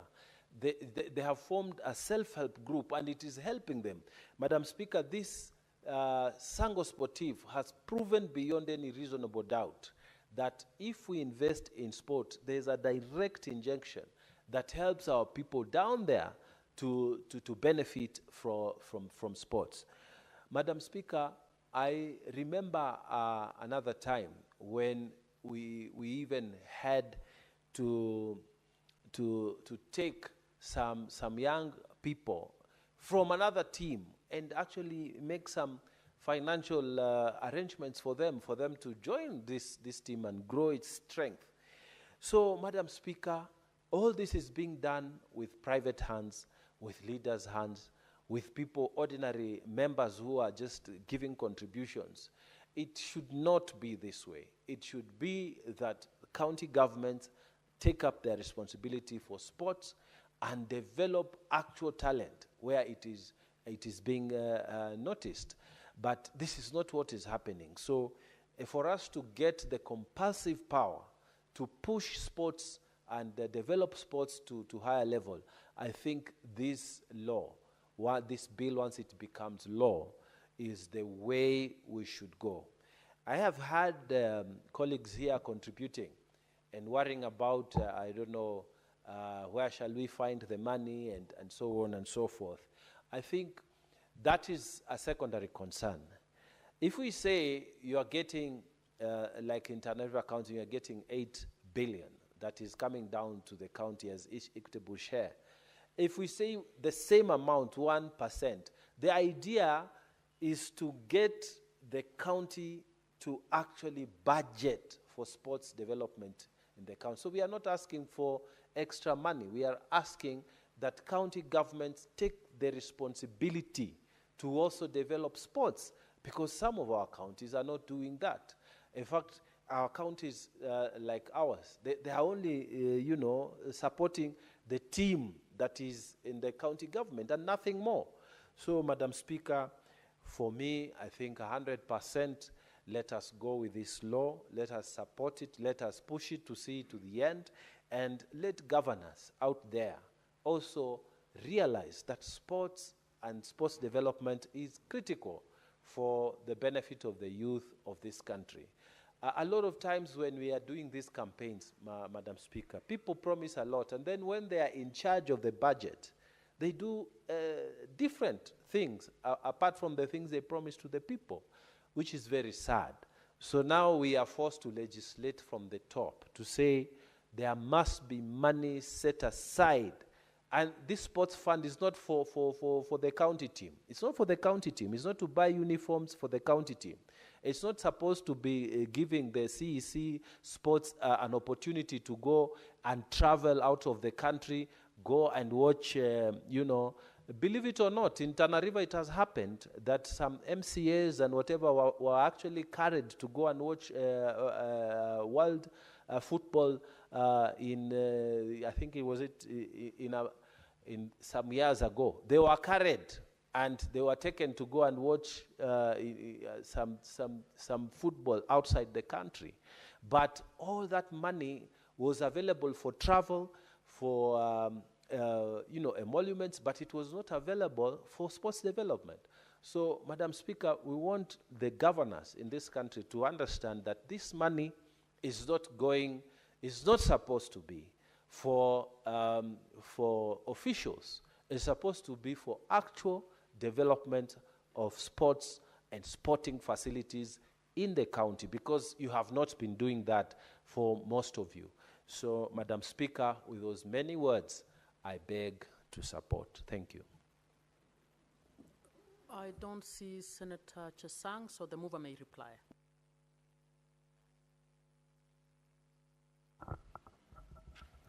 Thank you, Honorable Speaker. I beg to reply and begin by thanking all the senators who have spoken on this bill. Honorable Speaker, I'll be very quick so that we can allow Senator Nyamira to also move his bill that deals with county academies and the protection of minors involved in sport. Honorable Speaker, I want to start by thanking the seconder, the Honorable Sosi, the Honorable Karen Nyamu, who has also spoken to this bill, Senator Eddie Okech, Senator Olekina, Senator Nyamira, Senator Khalwale, Senator Mutinda, Senator Mungatana, last but not least, who have all spoken to this bill.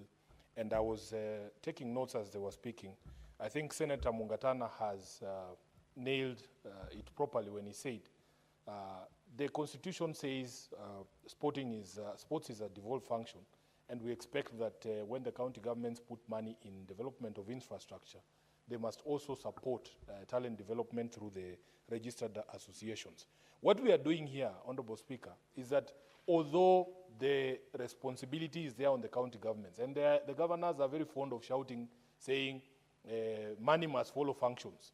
Even at the county government, those functions must be financed. And this is why we are saying, now that they are not doing it, I began by telling the House that Nairobi City County, if you look at their budget of over 43 billion, there is not a single line that is assigned to supporting talent development and sports development in the county through these associations. I also presented to you, Honorable Speaker, a letter from the Nairobi Boxing Association, and whom I want to thank because they are the ones who started this conversation with me, showing that for them to attend a tournament in Mombasa, they have to move around with a begging bowl, moving from one office to another, just to raise 117,000 Kenya shillings for them to be able to travel to a tournament in Kakamega or in Mombasa.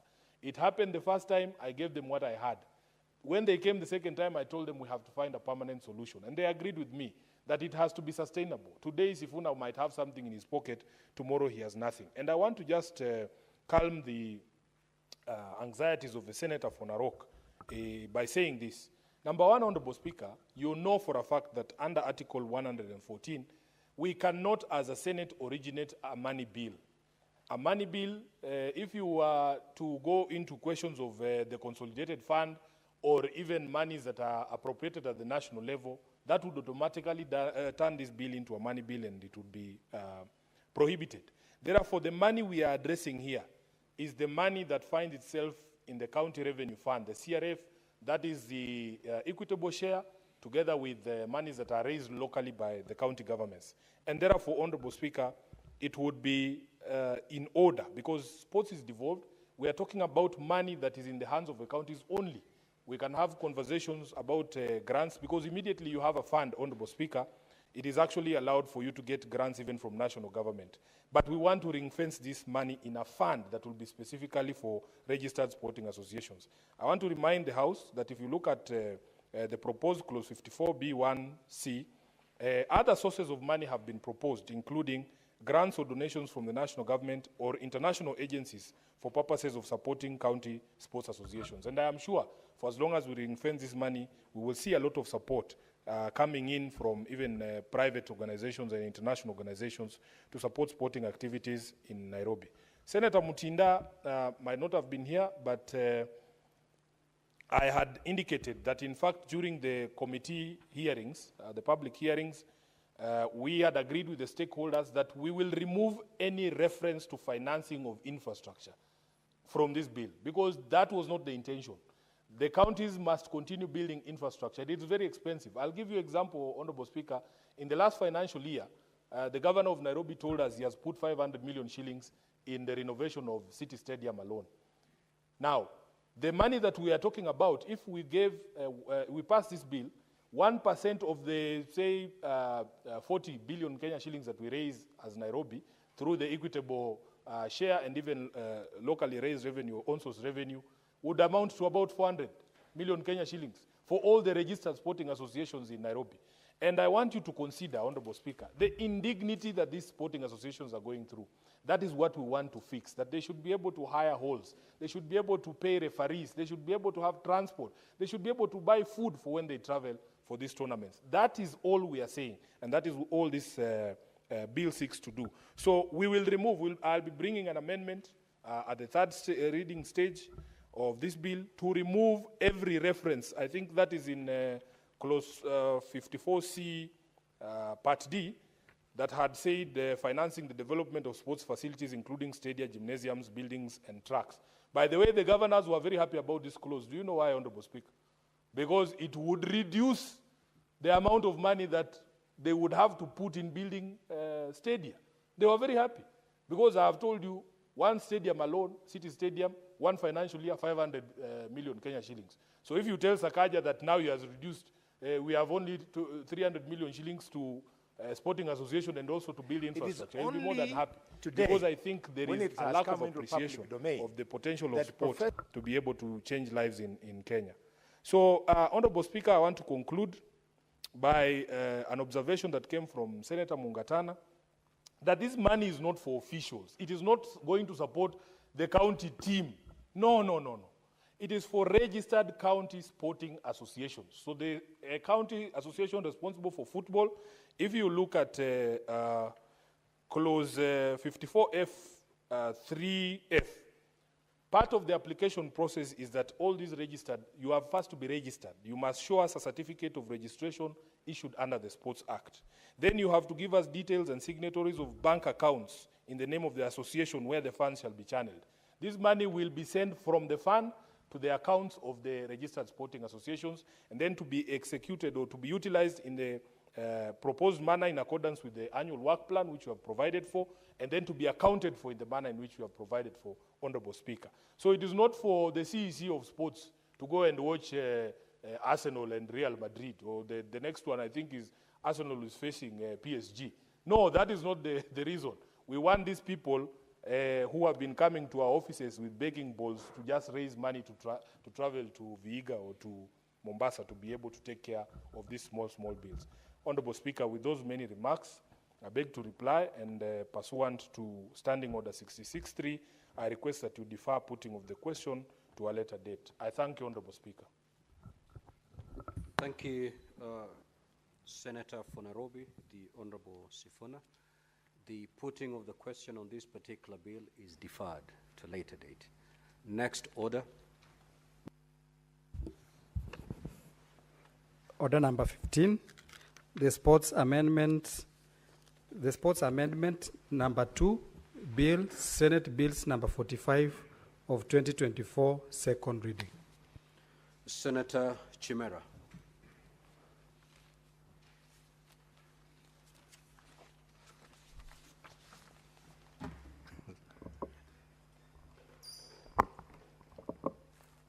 Thank you. Thank you, Honorable Speaker.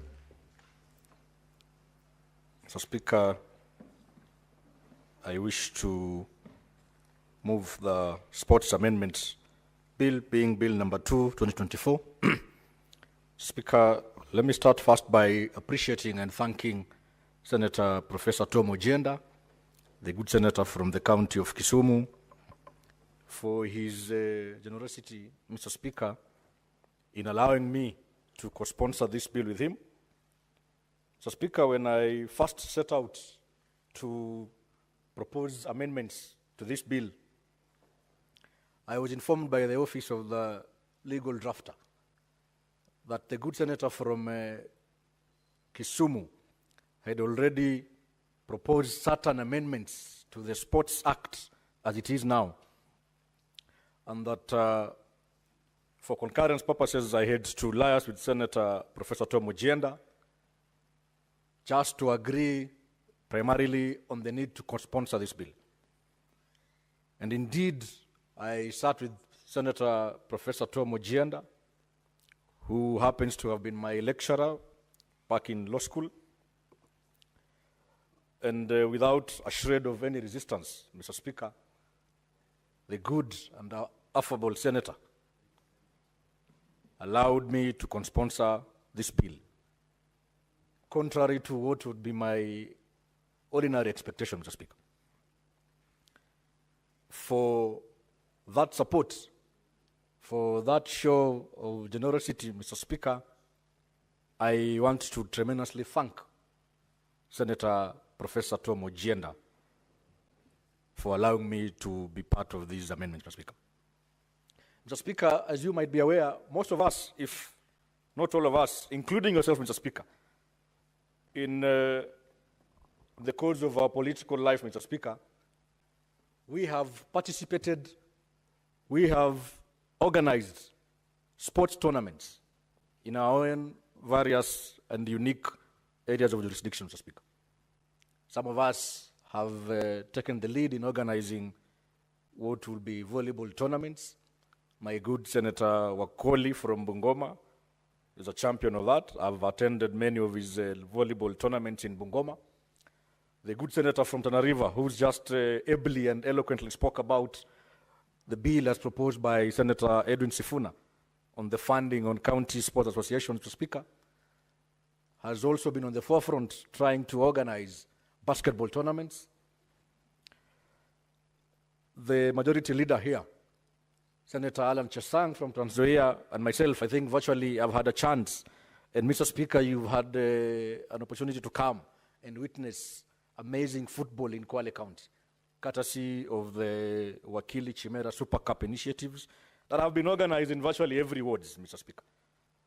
I think I've done these tournaments, football tournaments, from Wereni ward in Lungalunga constituency, to Pongo Kikoneni ward, to Kinondo and Bungagombatu ward in Msambweni constituency, Kasemeni ward, and Puma ward in Kinango constituency, as well as Simba Golini ward in Matuga constituency, Mr. Speaker.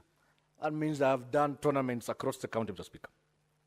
But Mr. Speaker, after the tournaments, what next for those people who participate in this tournament, Mr. Speaker? Mr. Speaker, allow me to cite a young man by the name of Kevin Olo. I know Kevin Olo, his boss might not have a chance to mention him on the floor of this House, for obvious reasons, Mr. Speaker. But Kevin Olo has been on the forefront in our social media fora in Kwale, saying there's no Super Cup in Kwale other than only one Super Cup. He says the rest are not Super Cups. Even the Honorable Masito Fatma, who is a women rep, Super Cup. Kevin Olo has always cast aspersions as to what constitutes a Super Cup. But the only Super Cup in his mind that he really identifies with is the Rashid Abdallah Super Cup, football bonanza in Kwale County.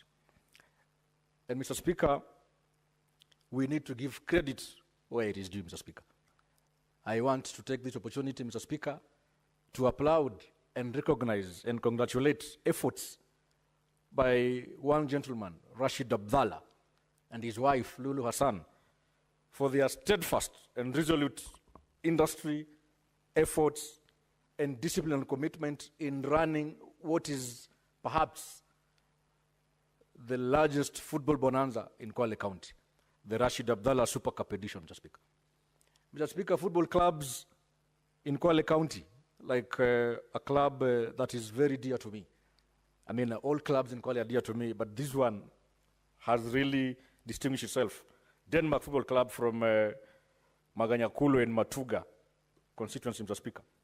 This is a club that over time has participated in many tournaments, but now as I speak here today, Mr. Speaker, they are participating in a nationwide league because they started from very non-script tournaments, either done by politicians, done by well-wishers, and most notably, Mr. Speaker, recently, through the Rashid Abdallah Super Cup, Denmark Football Club now has a name nationally, Mr. Speaker. And Mr. Speaker, it will be travesty of justice if I don't subscribe and mention before on this floor, Mr. Speaker, their rallying motto, or that football club, being Denmark Football Club. They say, allow me to speak in Swahili, Mr. Speaker, because that rallying call is in Swahili. I can't be able to translate it in English. They say, hii ni Denmark wewe, kata uone. Mr. Speaker, I am happy that through these tournaments, we have real world-class talent that is being showcased to the nation and to the world. Mr. Speaker, the hallmark of this bill is about identifying, nurturing, and promoting sports talent. Not necessarily football talent, Mr. Speaker, but sports talent, so that we can allow our young men and women to have this talent identified, nurtured, promoted, and hopefully, Mr. Speaker, turned into an economic gaining activity, Mr. Speaker. And Mr. Speaker, I also want to take this chance to laud the Ministry of Sports, Youth Affairs, and the Creative Economy, led by my able Governor Emeritus, Honorable Salim Ngala Mvurya, for breathing life into this bill, Mr. Speaker, even before it becomes law. As we speak, I think yesterday I was supposed to be in Taru, in Kinango constituency, accompanying the CS as he was launching the Sport Academy at Taru High School. Today, as we speak, Mr. Speaker, the Honorable CS has just launched the Matuga constituency Sports Academy at Matuga Girls. That speaks to life on this bill, Mr. Speaker. That government has seen the need to promote talent by already walking a step ahead in establishing these sports academies, Mr. Speaker, so that our many young, talented men and women can have a continuous platform where they can showcase their talent, where scouts, both local and international scouts, can come and scout for real talent, Mr. Speaker. Mr. Speaker, it is painful when I run a tournament, and most of the time you actually come to this tournament, Mr. Speaker, and we give them money. We give them football jerseys, we give them all the support that is required. But shockingly enough, 2-3 weeks thereafter, that money is split amongst the players. The players do not have anything else to show. The club has nothing else to show. They are waiting for the next subsequent politician to come and run a tournament for them to be able to get something or to live off their talent, Mr. Speaker. Mr. Speaker, that time, this act of misusing our talented young men and women must come to an end, Mr. Speaker. And that is what all this bill is all about, Mr. Speaker. Mr. Speaker, I have seen tremendous talent in rural areas, Mr. Speaker. When you want to talk about football, you're talking about basketball, you're talking about indoor games, Mr. Speaker, you need to invest your time in the rural areas, Mr. Speaker. There are small clubs like Bombani FC, a club like SS Asad, again I repeat, a club like Samburu Lions, with amazing talent, Mr. Speaker. But this talent is wasted because there's no known law or policy or framework that allows our young men to progress with their sporting talent up to the extent of being scouted and recruited to play for leading Premier League clubs such as Tusker FC. I know this is debatable. Sometimes we don't take a lot of pride in speaking about our Premier League, Mr. Speaker. We always speak about the English Premier League, but I want to tell you the first port of call is home, Mr. Speaker. I believe with the introduction and establishment of this sports academy, Mr. Speaker, this will provide a unique chance where we'll be able to appreciate and grow homegrown local talent, Mr. Speaker. Mr. Speaker, with those many, many remarks, I beg to move and I call upon Senator Cherargei to second, Mr. Speaker. Thank you.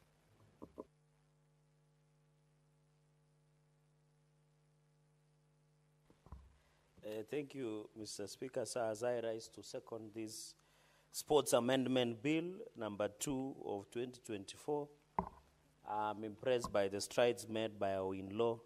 Mr. Speaker, when I'll be Easter holidays in the village, I'll make sure I pass to a good friend who is a father-in-law, who is a very close friend of mine, one of the synod members of Anglican Church of Kenya.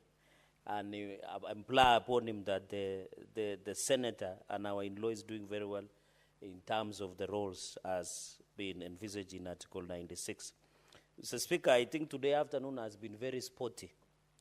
From the sports amendment on issues of financing on sports association fund to now the sports academy. Mr. Speaker, it has, in my opening remarks, it is very unfortunate that the sports of this country depend on tokenism or handouts. I think the mover of the motion, Senator Chimera Raphael, has ably indicated that the lifeline of most of these sports clubs, even Gormaya, even AFC Leopards, even my own athletes in Nandi County depend on handouts, where we are giving them, and then when they win, we post very beautiful messages on our Twitter accounts, on social media platforms, to appreciate them. I think it is a high time now that we need to develop this talent. We only appreciate most of these athletes, sportsmen and women of this country when they have made it. And I know when Senator Chimera organizes a football tournament, which he has referred to super, I think he needs to work hard, because if I have not heard about that super part, then he's not doing very well. But Mr. Speaker, I will try and be keen next time. So what we are trying to do, Mr. Speaker, is where do these athletes come from? And you remember, Mr. Speaker, I brought a statement where now we are having a challenge between primary school sports association and secondary schools, where 16-year-olds are no longer allowed to participate, yet most of them are in grade 9 now who have achieved 16 years. And that matter ended in court. We need to develop this sports, Mr. Speaker. I know the quarters of UEFA just ended, and Arsenal yesterday did marvelous. Now we headed to semis of UEFA, Mr. Speaker. Most of these players you heard about it, be it Vinicius Junior, be it Lamine Yamal of FC Barcelona, be it Saka of Arsenal and many other, and even Kylian Mbappe.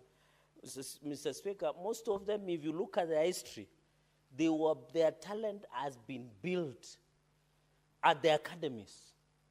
If we want to nurture the talents that we have in this country, we must come up with sports academies. I'm happy. I don't know whether the mover of the motion meant that the previous Minister of Sports did not do well, which I agree. I think C.S. Mvurya is doing very well, because somebody who was there was more of opulence and show-off.